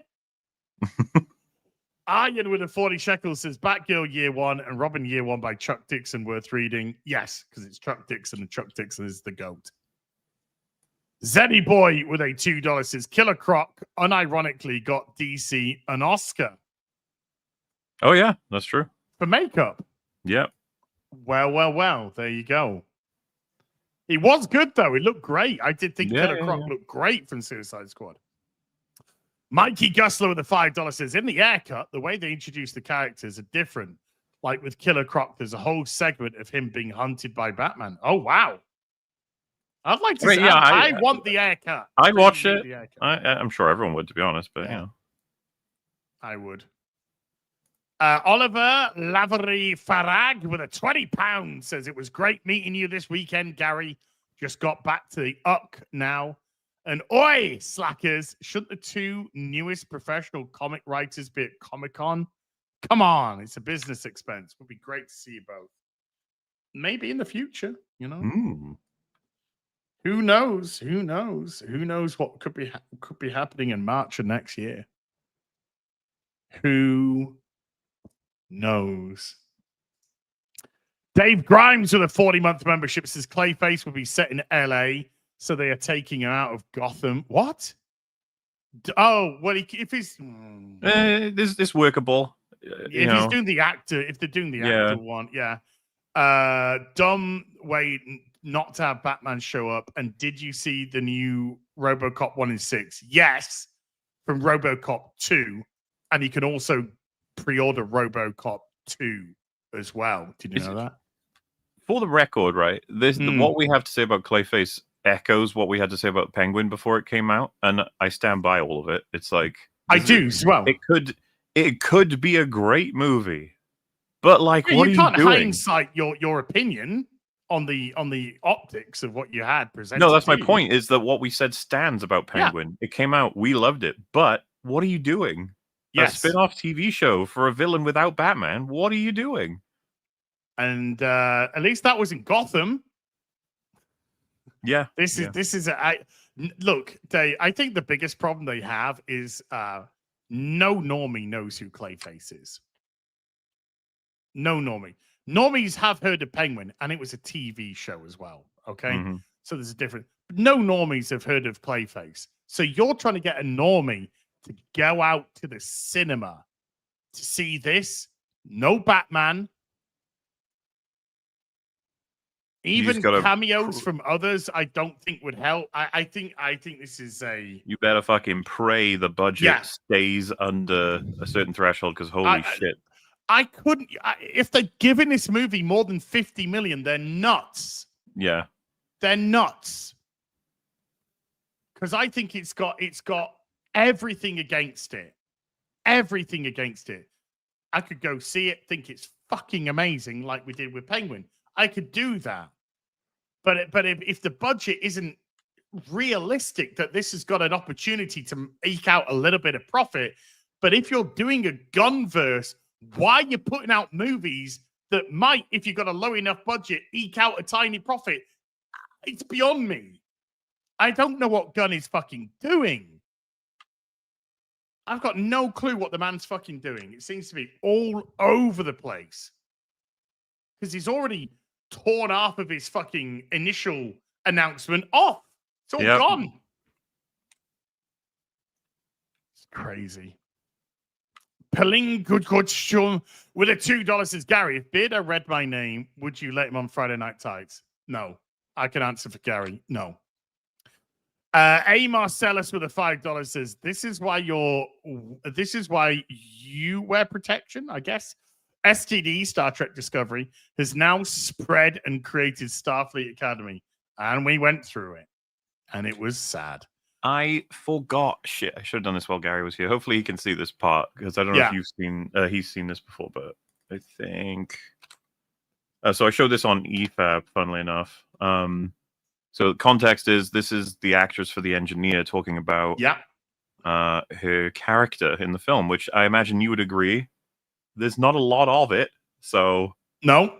Best of luck, but just give a listen, see what you think. Right. Let's see what we got here. In the comics, she is often a hero. You know, she is. Was that something? Watch out, Sarah. Are you gonna flip? Yeah. I'm serious. Well, because there were moments of moral ambiguity. It's just who she is in this this story. She just happens to be teaming up with the wrong person, but for the right reason. No, she's employed. She's not teaming up. She's employed by Lex Luthor. Just let it keep going, man. Okay. Let it cook. Let it cook. Yeah, let it cook.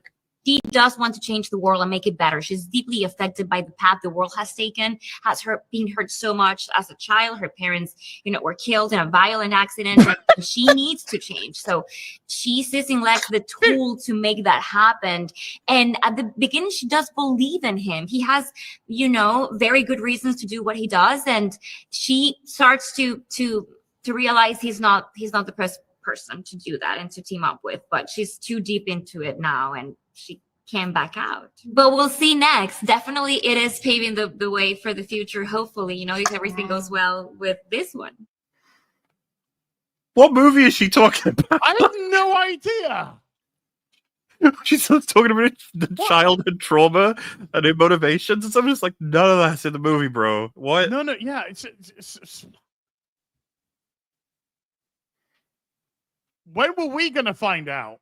I don't know. When were you going to tell us, James? What we were talking about, though, do you remember that part in the movie where Superman tries to appeal to her humanity randomly? One time in the stadium, he's like, "You don't have to do this." He says that to her.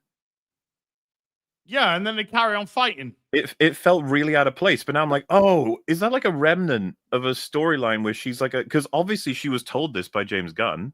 That's the character. Yes. And then either it was filmed and didn't make it in, or they just didn't even film it. I don't know. They told her the backstory, then filmed something completely different. Or they did film it and it all got cut. Well, the last time we saw her, she was throwing black gunk down his fucking lungs. That's what I mean. The guy who's interviewing her says there's a lot of morally ambiguity. It's like, what? No, she's just evil in the whole movie. She's just evil. Yeah. It's just a henchman. She's one of Lex's hired henchmen. But then, of course, because the reason this came to mind is because you were talking about James Gunn scrapping everything. I saw people saying, like, oh, this is clearly going to be in The Authority. I was like, well, it ain't coming. That's got scrapped too. So. I got news for you. It ain't coming. He's ditched it. He has ditched it. Okay. Fucking hell. That's so weird. Yeah. Ian Carell's with a $5 says, weird take. I think The Batman should have been a The Question movie instead. I think Robert Pattinson would work as that character. No, again, outside of your DC knowledge, no normie who knows who the fuck The Question is. So making a Question movie, I would have to question DC's sanity. But I would say Clayface is more known than The Question in general. Yeah. And nobody knows who fucking Clayface is. So, and again, for the record, they could make such a good movie that Clayface becomes a household villain, but it's just like, it's a big old risk there, DC. Don't really think that's going to happen. It's a long shot. Is it bold move, Cotton? Let's see if it pays off for them type of thing. And not Mamon with the $5 says, I've never had a sign of contract promising I've never had to sign a contract promising not to grape my co-workers. That's because all my workplaces expect me not to do that without a contract needed. Right? I've been on this planet for 50 years now. I've managed to get through the whole time, never once being arrested for grape or graping anyone or sexually assaulting anyone. So queer, so weird, hey? I'm just saying, the guys who need to pledge it or sign contracts for it, you're going to want to watch out for them. Exactly. Is there something you want to tell us, Tom? Offer Nave with a $2 says, is there a timeline where Joss writes for Ripper? Could you deal... Legit question, do you think you could deal with Josh Whedon's ego? I don't even... Yeah. Who knows what kind of baggage you'd be getting with something like that. Yeah, I think offer. I think baggage alone. You're playing with fucking molten lava there. Red Mage 13 with a $20 says, I have an account with Diamond as a vendor, and I'm not surprised what happened to them. cost for anime figures I ordered at times were way above cost versus my other distributors. Liquidations, I sometimes could find good stuff. Thanks for the 20, by the way, dude. Incognitus Jones with a $10 says, House of Assure looks like ass. I can't believe how much TDS Stephen DeKnight has. He blocked me on X after calling me a moron for calling out obvious lies about good people on both sides. Such a shame. Yeah, we never managed to get through it. I did do it on Afternoon Tea, but Spartacus DEI looks like a fucking joke. Snacks with a $2 says T for transgender. Oh. Darren Murphy with a $2 says captain plus woman equals admiral. That's why as. Oh, okay. So if woman's in a captain's outfit, she's automatically upgraded to admiral. Gotcha. Ministry of Wrong Think with a $2 says, I got balls of steel. Great Duke Nukem reference there. Leonardo T. Dragon. Sorry, Jeremy just tweeted out Sydney Sweeney's ass tits. And yeah, I just got a little bit distracted. I better that's fair. Click off that, actually, because I'm getting way too distracted. Leonardo T. Dragon with a $5 says, this monologue is a Harris 2024 speech. It's gotta be fucking the Star Trek. It's gotta be the Starfleet Academy, that. Calioth with a $5 says, bargain actor Holly Hunter and most expensive production effects ever equals Star Wars Trek success. Remember Q warned them of the trial not ending? Oh, man, if Q just came and fucked them all up, it would be amazing. I'd pay so much money to see that. So much money. Chainmail Sean has been a member for 34 months. Sean, thank you very much. Travis's World with a $2 says they still have fried chicken in the future. I see. A lot of fried food by the looks of it. I fucking hope they do. I love fried chicken. Yeah, I fucking adore. Scoff that shit down. Captain Positive, fucking hell, with a $5 says, Femhadar. Ain't nobody got time for that. Snacks with the $5 says, so Ketracel White was just pure testosterone? Stop taking it, and you'll get the Jemiqua hard. Anyways, see you next Tuesday. It's so fucking weird, dude. Reno the Turk with a $5 says, now I know that Tig Notaro owns whole stock. Thanks. Otto Vanderballs with a $10 says, in a cold, cultureless world, you gents managed to cover the entertainment news that I would otherwise have me feeling depressed. Yet somehow I'm always left smiling. All the best, boys. Thank you, Otto. That's all we want to do.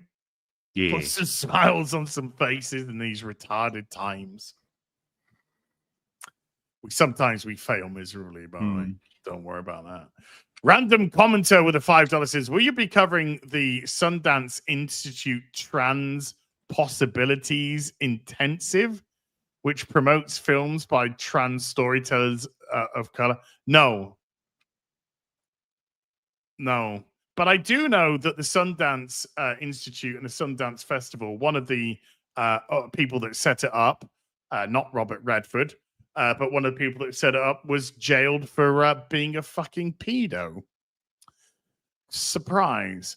Mad Dog with a $2 says, read George R.R. Martin's blog read George R.R. Martin's blog from last Friday.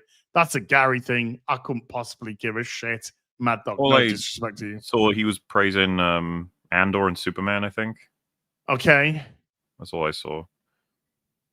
I don't know about any updates on yeah. No.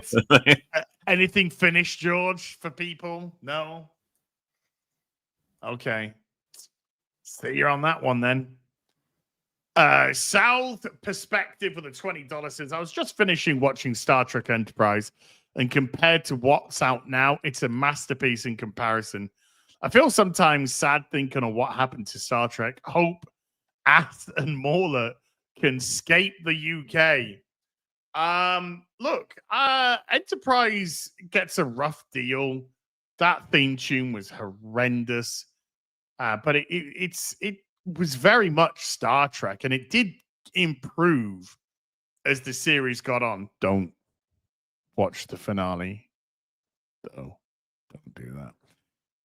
But it's a show that I would happily rewatch. It had some very good ideas. Brian Wool for the $20 says, speaking of Star Wars, are any of you into Legos? Yes. I just got my Venator class cruiser on Sunday. I'm about 26 hours into the build. Didn't think it was still there, but I guess deep down, I'm still a Star Wars kid at heart. Nothing wrong with that, Prime Wolf. Yeah. I don't get myself Star Wars Lego anymore, but I do love getting myself my Legos. I love my Legos. Desert Fox with a $2 says she watched him run across the field for 3 minutes. Yeah, it was weird. That was the only weird thing about the trailer. She did nothing to stop herself. I mean, obviously they're going that she was just stunned by the image, right? Confused. But not impossible as a reaction, but you would expect it to.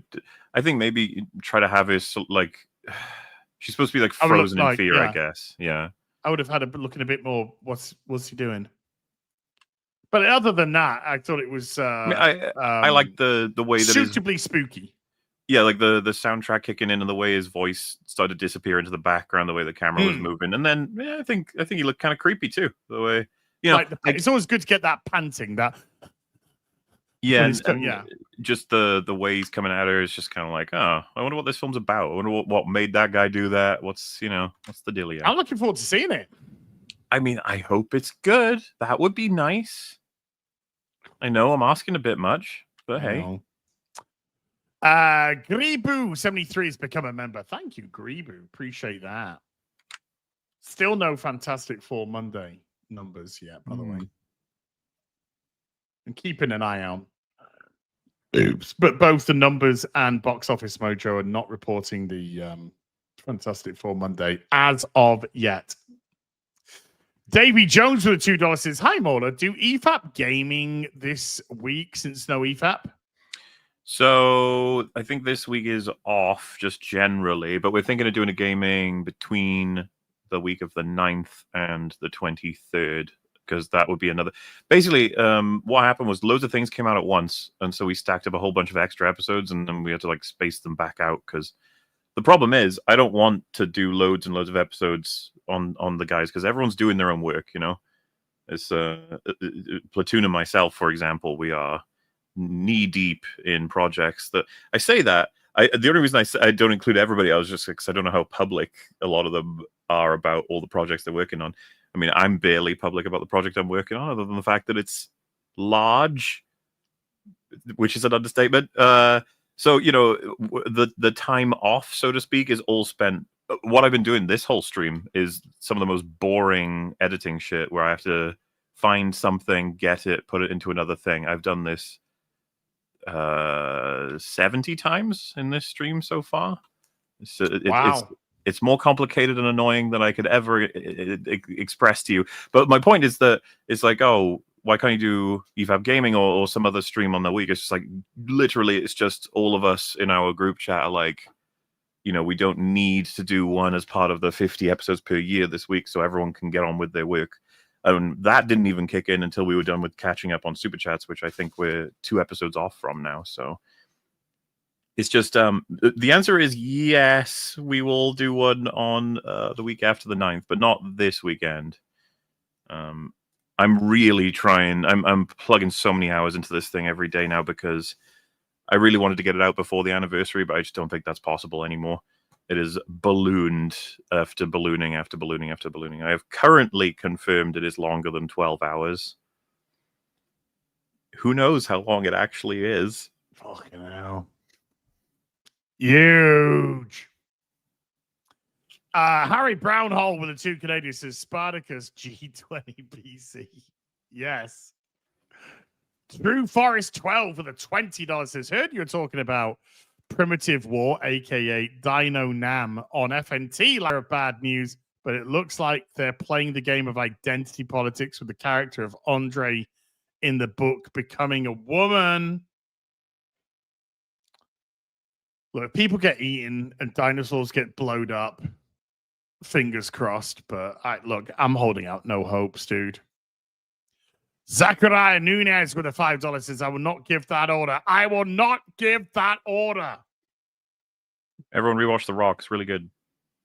Chad Admiral Thorne with a $5 says, Mola, regarding Ahsoka, if you are told that Thrawn was a good guy, does his actions of not trying to kill anyone make more sense? But he was trying to kill people. He just failed. Like, if you look at the actual events that he orchestrates, the people who get out of the situation is plot armor or insane luck or whatever. So you can only conclude he's a moron because he's like, remember, he has them dead to rights a couple of times, and then you'll just be like, he's a Dr. Evil. Yes. What is it? The ill-tempered mutated sea bass.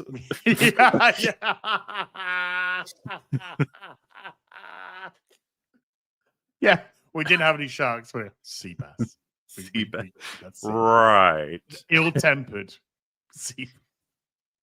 Oh, okay. I just got shot. Freaking laser beams. Evidently, my cycloptic colleague informs me it is impossible. Cycloptic colleague. 3 years ago, we recorded that. Maybe more. It'll come out and it'll be great, damn it. That one's actually ready.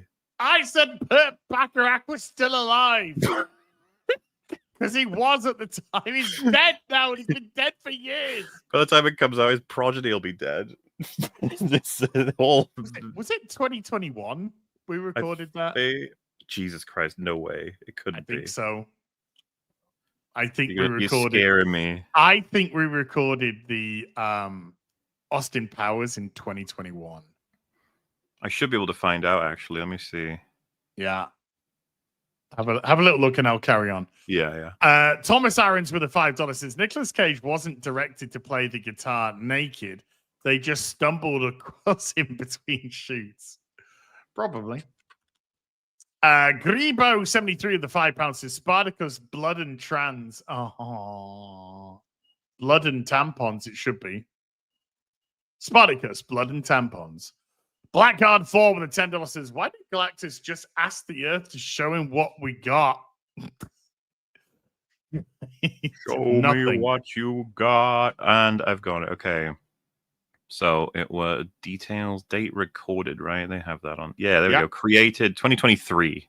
What? January 2023. January 2023. That's still fucking ages ago. But yes. 2.5 years ago. And the way it's shaping up, because we've almost got the Halloween stuff ready. So the comedy arc's not got much space to release this year on Moolah. So it might get moved to either late this year or the beginning of next year. But at least it'll be all done. We can tell you the list, and they'll all just flow out. And hey, you know what? If people ask for it, maybe we can record some more. A second arc. You muted yourself. Muted. It feels a lot more than 2.5 years. No, yeah, I'll give you that for sure. But it took us like a year to record the set, didn't it? All three? No, we did 3, didn't we? No. I mean the arc. Oh, it took us more than a year to record the arc, dude. It took a fucking while, yeah.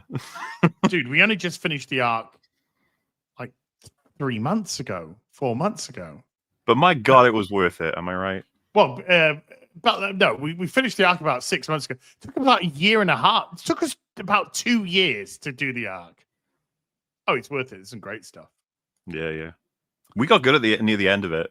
We started recording them really consistently. Oh, we were week on week, man. Yeah. We were fucking smashing it. And there's so many left, like so many great movies we could do. So shit tons. Victor 3157 with a 28 Canadian says, Moobs! Play Arkham Knight. Scarecrow is the main villain. It's pretty good.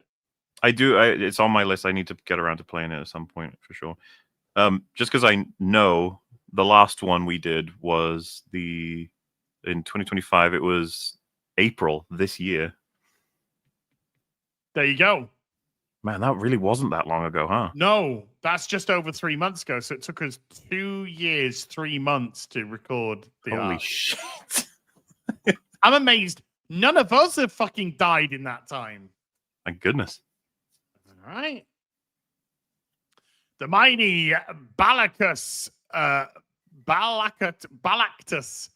from Adult Swim's Minority Team with a $5 says, 1, Pedro Pascal in Patrick Star voice. We should take Earth and push it somewhere else. 2. And yes, both the character and the show are very real. Loads of people comparing the fucking would take Bikini Bottom. That was in Gary's video as well. Jonathan Mustaine has been a member for a month. Jonathan, thank you. Dark Knight Rider with a $5 says, best thing about listening to you guys is I can hear about current day DEI trash and still keep intact in the headcanon from my favorite franchises. Exactly, because it's all fanfic from corporo. That's all it is. Oh shit, my granola fell off with 100 asses. Says 28 weeks later, coasted 15 million back in 2007 with all the explosion scenes and everything, and it made 72 million. Well, 28 years later, sucked. Sure did. Jaffe Maximo with a 7 Canadian says, question for Mauler. Any hope for a continuation of the Force Awakens series? Maybe out of the loop here. Just wondering. 100% it will be finished. That's what I've promised. I just I can't. The reason I'm non-specific with my work is because I just don't want to let people down constantly about how everything's moving, where everything gets time. Once it's all done, so to speak, and by all I mean lots of different things, I can then go back and explain what was happening. For instance, by the way, like there was a time in this year, obviously, where I couldn't talk about the work that had been done for the short film or the comic book. You know, all I'm saying with that statement is there's things I just can't talk about, and it sounds really annoying from a viewer perspective, and I understand, but it's just, I can't do anything about it. But work is being done every single day, and I really look forward to showing you guys more stuff. 100%. Oh, man. Joey Swall has apologized for posting a Hulk Hogan memorial after his death. Quote, I've done a lot of research and learned of all the horrible things that man has done. Okay. It's lame. Yeah. Oh, well, Johnny. Jeremy Snowden with a £2 says 20th anniversary 4K Serenity arrived today. Woo. Nice. Yeah, I got mine as well. I haven't got mine. I need to get a 24K. We did the Brian Laguerre. Ian Corrales with a $5 says, chat, we needed art of the Subaru Outback Class USS Hall for Starfleet Academy. That's what it should be called, the USS Hall. That'd be hilarious. Brian Laguerre with a $200 says, Man of Steel spent $400 million total and made money.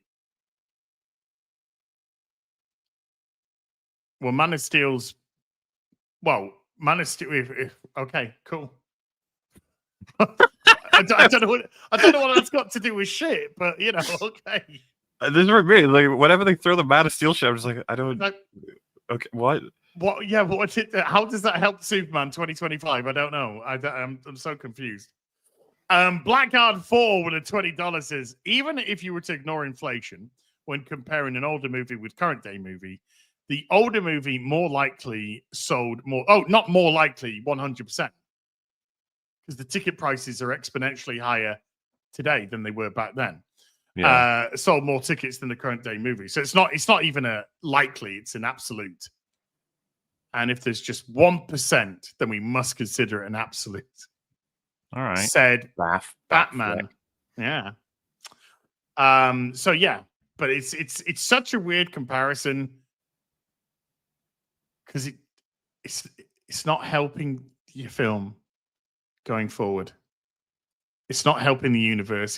This is not a good front foot for something which, according to James Gunn, is going to last 8 years.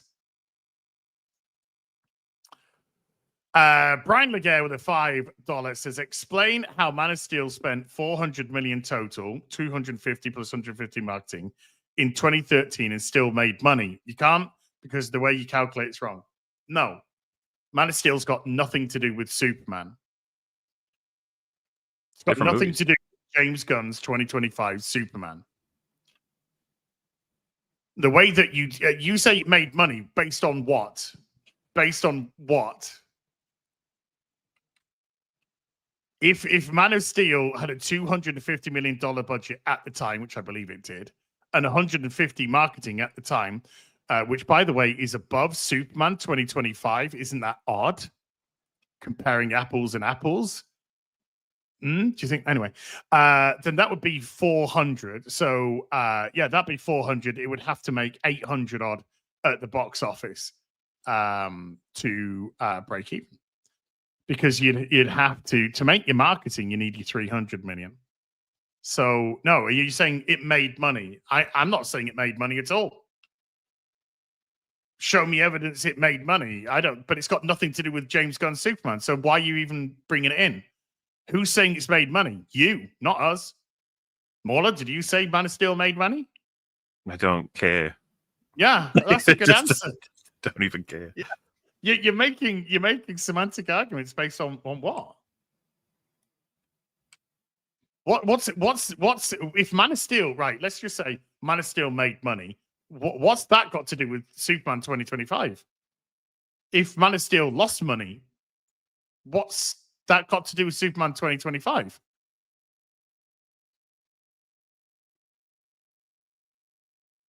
It could have had a budget of $1 billion.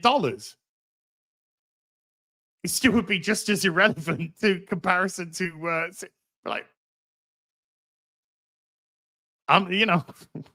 okay. Odd. Anxiety with a $5 is just making it clear if it wasn't that I'm not on the side of the superhero fatigue isn't a thing, people. I was mocking them. Also, Pedro Pascal is a weirdo. Yeah, he is. He's a big fucking weirdo. Just making it clear that I wasn't on the side of superhero fatigue isn't a real thing. Oh, that's fine, dude. That's fine. There's definitely superhero fatigue. Yeah, and I don't disagree. There's conversations to be had about it. Like, yeah. Is there bad movie fatigue? 100%. But is there superhero fatigue? I would also say yes. I think people are just like, oh, God, it's another superhero fucking movie now. I think there's a lot of people like that. They don't want to go to the cinema to see part 45 of the Marvel fucking universe, you know? They're sick and tired of that. They want to see either something different or just something completely separate. Separate in a way. You're our superhero, Az. I love it when you lie. Tell me your sweet lies. But I think there's both. I think there's superhero fatigue. I think there's bad movie fatigue. And I think the fact that there's so many superhero movies being churned out like a fucking conveyor belt, it's not conducive to quality writing at all. Yep. That's why you get the slop we get. I think Superman was slop. Louis C with a $5 says, salad fingers. What about the GOAT? Burger King foot lettuce. I know Burger King foot lettuce. Burger King foot. What is the Burger King foot lettuce? You know, you're standing on the Burger King lettuce. That is such a great delivery. And the internet was so autistic. They discovered the fucking branch based on that. Oh, they got him, yeah. That is undefeated. Internet autism. Undefeated. defeated. The best story for that, as far as I'm concerned, is the "He Will Not Divide Us" Shia LaBeouf thing, where they kept chasing him throughout the world. You remember that? He like set up a live stream where he would just stand in front of a camera saying "He will not divide us" over and over again. Yes. And then at one point, he got reduced down into there's a room, I think, with a flag or something. And they were able to tell where this room was based on the way the sun was moving across the background or something like that. It was absolutely insane. That was the room. Is that the room that you could sit in and do something? No, that was a different thing, but that was also insane. That was crazy. That was crazy. Yeah, he was just sat down. You could choose to do what you wanted to him, and he wouldn't do anything. Nope, you just take it. I don't know Apparently, why. there's some women that were like touching him up and shit. It's a weird planet that we're a part of. And then it was like, somebody like come in, sit with him, and just start crying. I don't know, man. Humans, you know, what are you gonna do? It's crazy. Nerd draw dick with $2 says, who would win, Johnny Storm or Iceman? Surely this is down to which iteration and what the writers are thinking, right? Because they're both pretty powerful. Yeah, the powers can cancel each other out, so it all really So it all By the really way, for the record, Pyro just nuking Human Torch, I still think sucks. I didn't like that. I didn't like that. Human Torch is ridiculously powerful at his best. Pyro just sucking it up. Was, is like, yeah. But it was like they said in the film, we only had Chris Evans for a day or whatever it was. I thought we couldn't afford any more in the budget or something. It's quite funny. I like that. Ian with a 40 shekels says, your favorite Superman villain except Darkseid and Lex Luthor? Brainiac.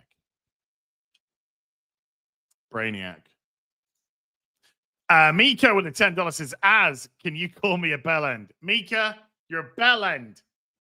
You're not. You're lovely because you just super chatted $10. So thank you. Appreciate you. Ian with the 40 shekels says, internet censorship is happening fast everywhere.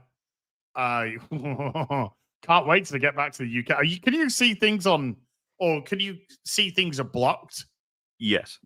I have. Really? I mentioned this on FNT. I said, obviously for research purposes only, but yes, I've come across several examples on different sites. Reddit even has it. Wow. Nothing that I desperately need in any way, shape, or form, but if I come across something that I actually need for whatever reason, then I'm probably going to try the whole submit a picture of a celebrity and see if it works. Because there's no way they've got human beings checking all this. Oh, fuck off. No fucking way. No, not at all. Not at all. Hood Jigsaw with the $5 says, can't wait for Warner Brothers to decide we need a Timothy Hunter movie to counter the Harry Potter remake. Oh, I wouldn't be surprised if they just did a fucking Do you remember Barry DC... Trotter? The little parody books that came out, which probably did really well because of Harry Potter. Like, that was the idea. I wouldn't be surprised if James Gunn put in some sort of Hogwarts into DC. Zatanna would be the person who ran it. James Moore with a $5 says, Lego Soundwave August the 4th. Yes. Are you excited? Yes. I have my Bumblebee. I have my Optimus Prime Lego. So yeah, very much looking forward to the Soundwave coming out. Also, Mauler needs to hurry up and play RoboCop Rogue City Unfinished Business. Medal already started. So QBG told me about a really weird thing in that DLC. I've not heard of that, but obviously I want to play it. I'd rather do a full replay of Rogue City. I really loved it. I thought it was an awesome game. Rogue City was great. I need to do Expedition 33. I need to do Arkham Knight. I need to do the DLC for Liza P. I got shit tons on my list. Just I haven't been playing many games, honestly. I've got an idle like clicker game that I sometimes look at between editing for 10 hours at a time. That's about it. I am with the 40 shekels says Vampirella on Red Sonja. Great comics worth reading. I would source out the older versions of those comics from the 90s and Red Sonja from, I think Red Sonja 80s is when she came about. Obviously, derivative Conan. Legalize adulthood! $100. What did you think of the Jamina Hadar in the Star Trek Academy trailer? Screams for the bankers as he runs through the sets of the Late Show with Colbert, laughing his ass off and pointing at all the fired people. Legalize adulthood. Did you hear that? Or did you hear as well, Mola, that on the protest, the Colbert protest, 20 people turned up. Ouch. 20? Okay. 20. Fuck him. Yeah, I'm still wondering how we have female Jem Hadar for a start. And now I'm wondering what made him so fat. Now, I can say, as a person of fat, I can say this, okay? because the Jem Hadar were bred for war. They're bred for fighting. So why did they suddenly change it? And why male? Because they're the stronger species. Duh. So why would you have a female fat Jem Hadar? Hey man, fat is power. It's fucking retarded. If you fall on someone as a fat, you can kill them. I have done that before. So yeah, don't underestimate. I mean, in Minecraft.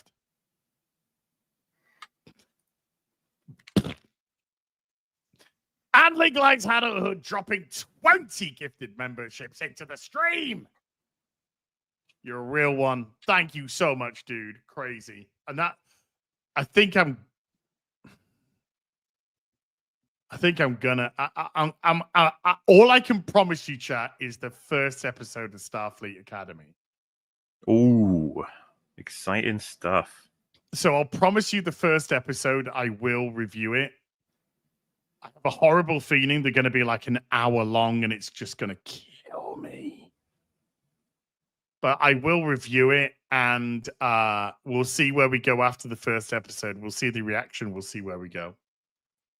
And Legalize Adulthood, I fucking love you. Thank you so much, dude. Way too kind. Way too fucking kind. Yeah, I mean, I still got MILF Manor season 2 if I need to do something, you know. B Buster with a $20 says next Tuesday will be the top 5 Doctor Who list. Yes, next Tuesday on Gary's channel, top 5 Doctor Who list of all time. So you're saying if it doesn't happen, it will be Gary's fault. Yes. I see. Joe Danger 37 with a $2 says Star Wars 50th is also, oh my god, The Last Jedi's 10th. Remember what was it? In 10 years' time, people look back on this as an absolute masterpiece. As though it isn't the icon for like the destruction of media, and people using it to say TLJ'd, the TLJ of, and the fact that like it a lot of people cite it as the beginning of the dark times. Even though I think a lot of people could cite TFA as the beginning of the dark times, TLJ is the beginning of everyone knowing it's the dark times. Yes. Yeah, I was on full cope train for The Force Awakens, but I mean, I liked it. I liked it. I liked it, and I saw it a few times, and I was like, yeah, this looks like it's got some good ideas. It's got some good areas that it could go to for the sequel. A little bit similar to Star Wars. A little bit copy and paste, but it's got good ideas, and I'm interested to see where they take it. I came out of Last Jedi and like it changed everything. Yeah, I came out. It was like a funeral. People left. Like it was silence. And then my mother's like, "Do you enjoy it?" And we're just like, "Yeah." Well, actually, I didn't like this, and I didn't like this, and then we're in the car, and we're just like, I was like, I didn't like the film.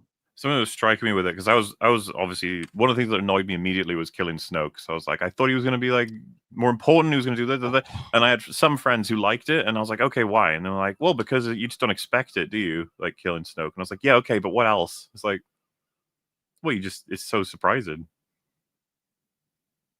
So like, who's so who's the villain? Because now Kylo's fighting with you. Your big villain's down. Kylo's just a fucking pussy. I've seen people say now? Bringing back Palpatine was like a good move because there was nothing else to be done at that point. It's like, God, the state you're in. Are you for fucking real? No, right? It's like, you the fuck you say that to my face? I remember when I saw the trailer, the first trailer for Rise of Skypoker, and then we heard the Emperor's laugh. I was just like, oh fucking hell! Oh no! Oh dear God! Because there was a tinsy wincy bit of like, can Jar Jar repair? Yeah. I was like, oh no, they did it. Well, remember, his announcement was made in Fortnite. Whoa, you know?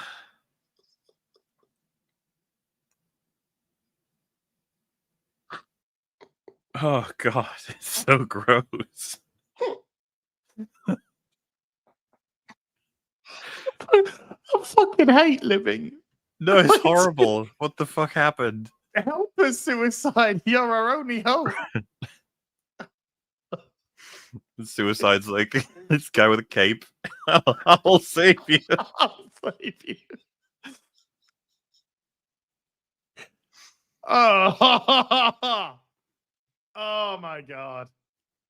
Dragonwise has been a member for 14 months. Thank you, Dragonwise. Brian Laguerre with a $5 says, I'm using examples to show your maths is wrong. It's 2.5 production. This accounts for marketing, and yes, it's made 60 million. Okay. I don't, based on what? Don't know. Brian, no. It's based on what the marketing costs actually are. Okay? It's based on what the marketing costs actually are, plus at least twice the production budget because of the international take versus the domestic take. So no. Brian, sir, no. But do you know what? I got to give you props, Brian. You appreciate the passion. Guns. Yeah. You're sticking to your guns. You kind of like Mikey Gusler. You're sticking to your guns, and we love that kind of shit around here. But it's not a journey, and you're not disproving my maths. You've got to go off what the numbers are saying.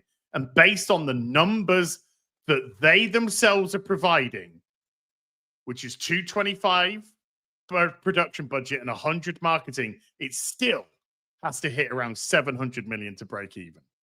So it's not as clear cut as 2.5 at all. Marketing budgets fluctuate per movie. Never mind the fact that if I don't even believe the production budget's 225 million anyway, but that's by the by. I've been using their fucking numbers at all times, and their numbers don't even make fucking sense, and their numbers don't make profit either. Thebes has been a member for 15 months and says, someone tell James Gunn to cast Sydney Sweeney as Power Girl. Cast her, fuck it, cast her as Wonder Woman. Fuck it. Do that. It's more recognizable. More people know Wonder Woman. Fuck it. Cast her as Wonder Woman. I mean, he's treated every decision he's made so far with fuck it, so why not? Why not? It's the next is Authority. No, it's not. It's Supergirl. And after that, we've got Brave and the Bold. No, we haven't. It's Clayface, and the Authority is cancelled. But on the TV side, we've got Booster Gold. Oh, but that's gone. And it's okay because we've got the Amanda Waller Suicide Squad. Oh no, she's gone as well. So he's saving DC. Shut up, dude. Did you see the Peacemaker trailer that came out yesterday? No, I don't care about it. I'm sorry. I know. I saw it. Can I just play you the beginning? Yes. Okay. I will allow this. I am a kind God. You are a benevolent God. You are a benevolent God. Okay, so I'm going to show you the beginning. Close your eyes. Close your eyes. Okay, I'll look away. I'll tell you when to come back. Okay. So this is the beginning of the Peacemaker trailer, and you can look. You've all been waiting a long time for this one. Here's a new trailer of Jesus Christ. Enjoy. It's James Gunn. He can't my fucking God. help it. Hey guys, it's me again. It's me again. You're fucking sick to the back teeth of this cunt, but here I am. I'm all over everything. I'm a fucking stink. I'm a fucking shit stain. Oh.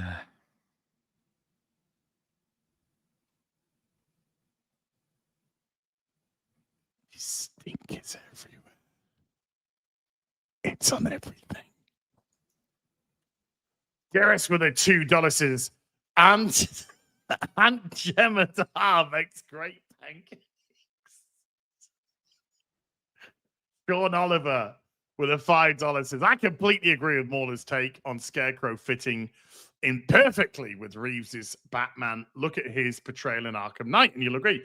I think it'd be a great character. I just think that with Scarecrow being used quite a bit in the Dark Knight trilogy, first movie, cameos, second and third movie, that maybe we focus on another character. I mean, I get the logic, but I almost think it's unfair because he was given just enough visibility that like removes him from being used again now, and it's like, oh, you didn't even get to be Scarecrow fully. Yeah, he got it a bit in Batman Begins, and the reason I was thinking this as well is like it gives the Reeves world an excuse to get a little bit more crazy because it's in a person's head, you know.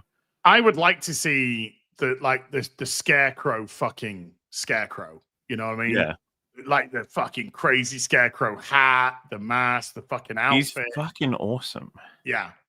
And the fear gas stuff could do brilliant shit with. But I think there could be a really good story to be told with Mr. Freeze and Nora and stuff. And absolutely. Well, I mean, to be fair, if he does well, all of those villains really have great stories being ready to be told. It's all about, I guess, personal preferences. I really want to see Scarecrow done extremely well and given like a full spotlight. But I would say that 2 secs. Not even just the 1 sex, 2 sex. 2 secs. I don't want 1 sec. I want 2 secs. If that's okay with you. It sure is. Sorry. Yeah. So, if I'm checking for Fantastic Four Monday, but if they're going to do like a Scarecrow or a Mr. Freeze in the second one, I think if you set up in the first one, bring Tommy Elliott in. Just bring Tommy Elliott in to the second one, and then you can move across to Hush for the third movie. Assuming they get a third one. Obviously, we have no idea what the box office would look like for The Batman 2, but, that's what Warner Brothers want to know the answer to now as well. I'd be a little bit concerned. So would I. Because no guarantees. Could I say with certainty, I think The Batman 2 would do similar, 750, 800 million? Not sure. I couldn't say that with any certainty at all. In actual fact, I'd be more inclined to say the way that sequels are going, they're dropping down to 500-600. Anthony, I'm waiting for an official posting. There hasn't been an official posting on Fantastic Four yet that I'm aware. Just going to check. If it did 10 million on Monday, that I would say that's a decent fucking Monday. Because I think if it did any more than 6 on the Monday, it'd be pretty okay. But if it did 10 on the Monday, I'd consider that a huge W. Don't necessarily think it's going to make its money back, but Yeah, there's still no official reporting of that. Nathan Cassidy with a $5 says, I remember a defense I made for TFA back in the day. Last time they did something new, you all shit on it. Oddly prophetic thinking back on it. Would that be in reference to the prequels? At that point, that argument? I don't know. Because Nathan. I'm guessing that's what he means. Because, you know, TFA references recovering from the prequels at the beginning, you know? Oh, time to make things right. They sure did, didn't they? Yeah, Nathan says yes. Yeah. Yeah, look how that one turned out. Fucking hell. Jesus Davila with gifting a 5 membership bomb to the stream. Jesus, thank you so much, dude. And Jesus with a £1.50 or $1.50 hot dog. B Buster with a membership for 32 says, I'll give Gunn props for his PSA for doggo adoptions. Yeah, that's fine. It's the best thing he's done. For dogs getting good homes. Yes. Though, as people point out, the adoption rates go up and the abandonments go up. That's the you got to be careful about encouraging willy-nilly people to get a dog without realizing what dogs are like, especially adopting dogs that, you know, need homes, not from birth, you know what I mean? So you don't have them well trained and stuff. It's just not something you should just rush into. 100% all for dogs getting good homes, though. Yes, absolutely. Love doggos. I'm a doggo dad now, which means I just get all the benefits of having a dog and none of the work.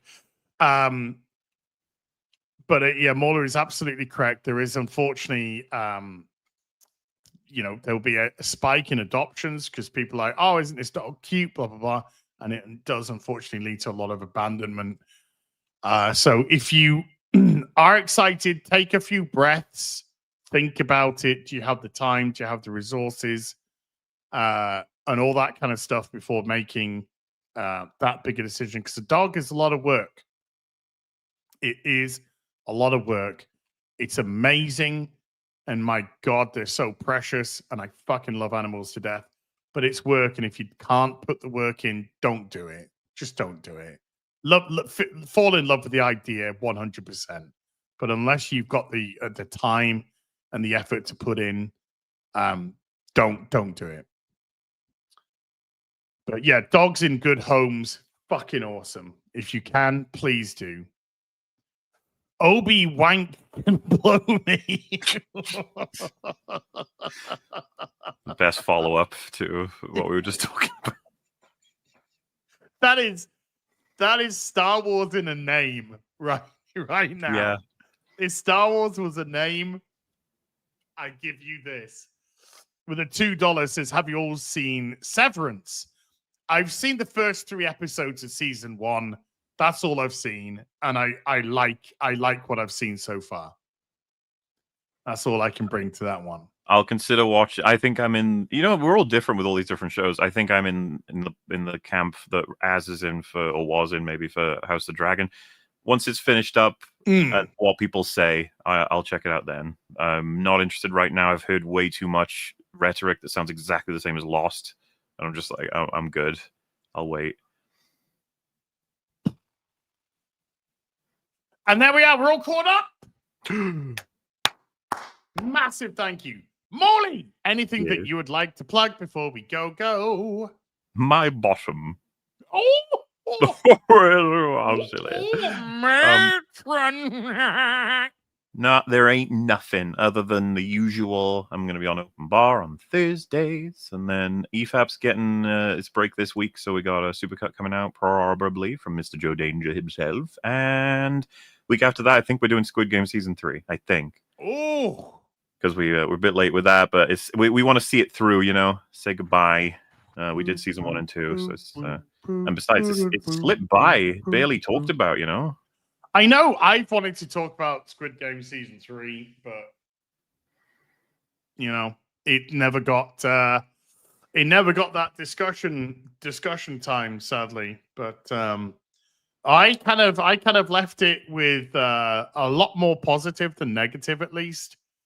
The games were good. I liked it about as much as season 2. I liked it better than season 2 because season 2 was a lot of setups, and season 3 was basically all the payoffs. I still think the best game possibly in the series outside of Marbles is the Mingle, that one with the doors. Oh, that was a good game. One. Yeah, I did like the hide and seek. It went on. It went on. The hide and seek went on. And I did love the idea of the final game. Yes. As well, that was a good idea. Each of them have like little moments. I don't know about you, but when I was watching, for example, hide and seek, I was like, oh, it'll be that person does that, and then that, and then that, because that would be the most meaningful thing. And then it happens, and this was like straddling the line of me being like, I don't know how engaged I am, because it almost feels like it's not as spontaneous anymore. It's more so like you've done so much work setting up everybody in particular ways. It's like there's only one way this is going to end, and it's not going to be. It didn't hit me as hard as like Mingle does or Marbles did. Yeah, I gotta say though, things like I really did like the way that the mother and son story ended. Yeah. I actually really did enjoy that. I thought that was well done. I thought that was well told. Thanos's sidekick, I thought he was excellent in season 3. I loved him in season 3. I liked him more in season 3 than 2, but yeah, I just missed Thanos. I wanted him back. Oh yeah, I mean, we got a little Thanos cameo at the end, which was great. But I thought Thanos was the more interesting character. But it did lead for some good storytelling because of where they went with 333, and I enjoyed where they went with 333. I thought that was a really clever. I think they made the skip rope thing way more interesting than I thought it was going to be. When the guy turns around and just starts kicking people off, you're just like, oh, great. Because I just thought they're going to start letting people, come on. No. And he's just like smiling, like, ha, dude, we're going to make bank here. But I know a lot of people did not like the season. They consider it like absolute dog shit. So. Oh, I wouldn't say it was that. I thought it was this. I mean, the fucking plot line with the boat. Holy shit! Just what a joke, man! Like, dude, there's so many great memes about him. It's like, dude, trying to find the island in 33 years, and he's like on the fucking island with signs going, "This is the island," and all this kind of stuff. It is crazy that we're at the point where all 3 seasons you could just pause whenever his comes. It's like that's what it is. It's basically hitting pause and then play on the rest of the story every time that's done. It's nuts. Yes, wasn't fond of the organ harvesting or the worker plotline either. Yeah, the organ harvesting never paid off. No, at all. With me, and the policeman's story just it's pretty fucking laughable. But I really enjoyed having the crying bosses, whatever, loan sharks sidekick. He was great. I loved him. Gian was fantastic. Frontman was fantastic. I even gravitated more towards other characters. The guard and the daughter's guy. It was too obvious what they were doing, and I think we called it in season 2. Yeah. And they did exactly what we thought they were going to do. So that was a bit disappointing. The worst thing was the fucking, the guests. Oh my god, they were exactly as bad. Like, they did it again. Do you remember what happened in season 1? People shout on them for how badly they portrayed Americans because it's got the exact same problem. It is, no offense, but like a foreigner's idea of how to make an American character. They speak so awkwardly. Yeah. And like the big one I remember from season 1 was they open the curtains after they show them the miniature. And it's the huge set that he goes, it's bigger.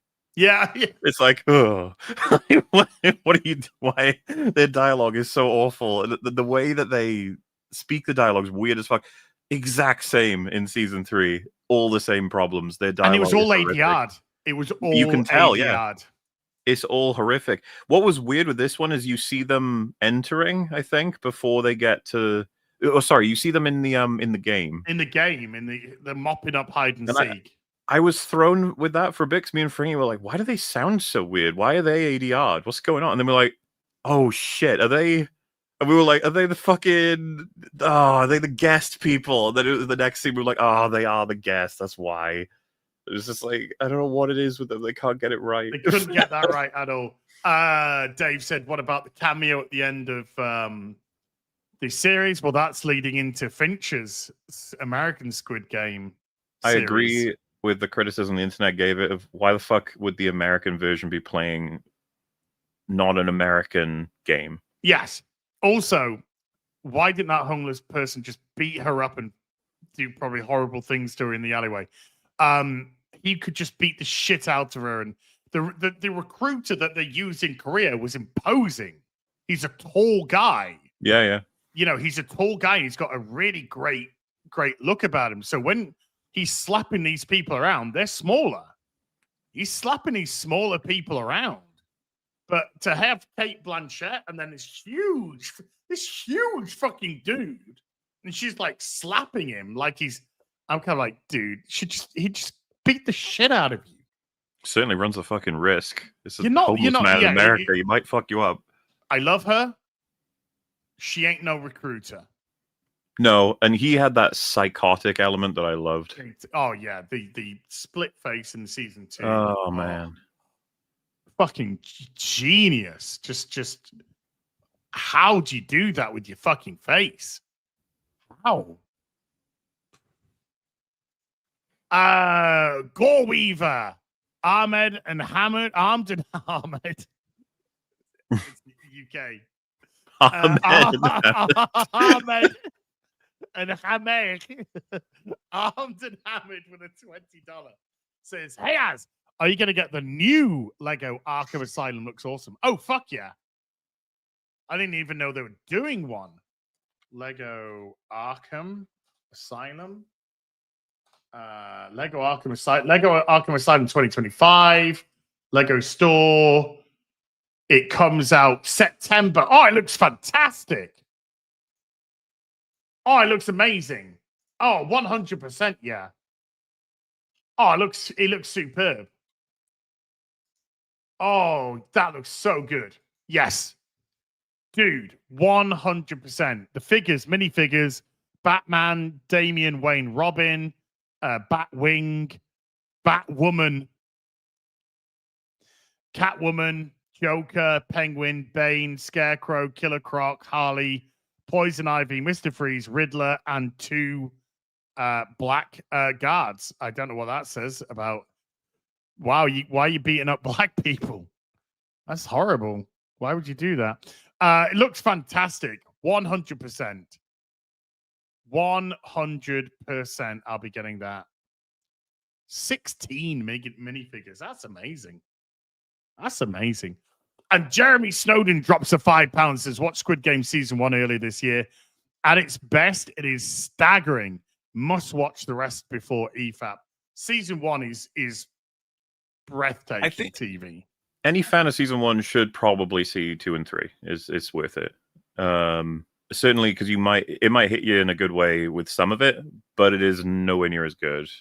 No, but you have to remember that Squid Game season 1, that was a story that was made 11 years before it was greenlit. The guy was trying to get this greenlit for years and years, just got turned down and turned down and turned down. And that was his vision. It was the success of that which made him have to write a season 2. Because season 2 and 3, it's a season 2. It's one season.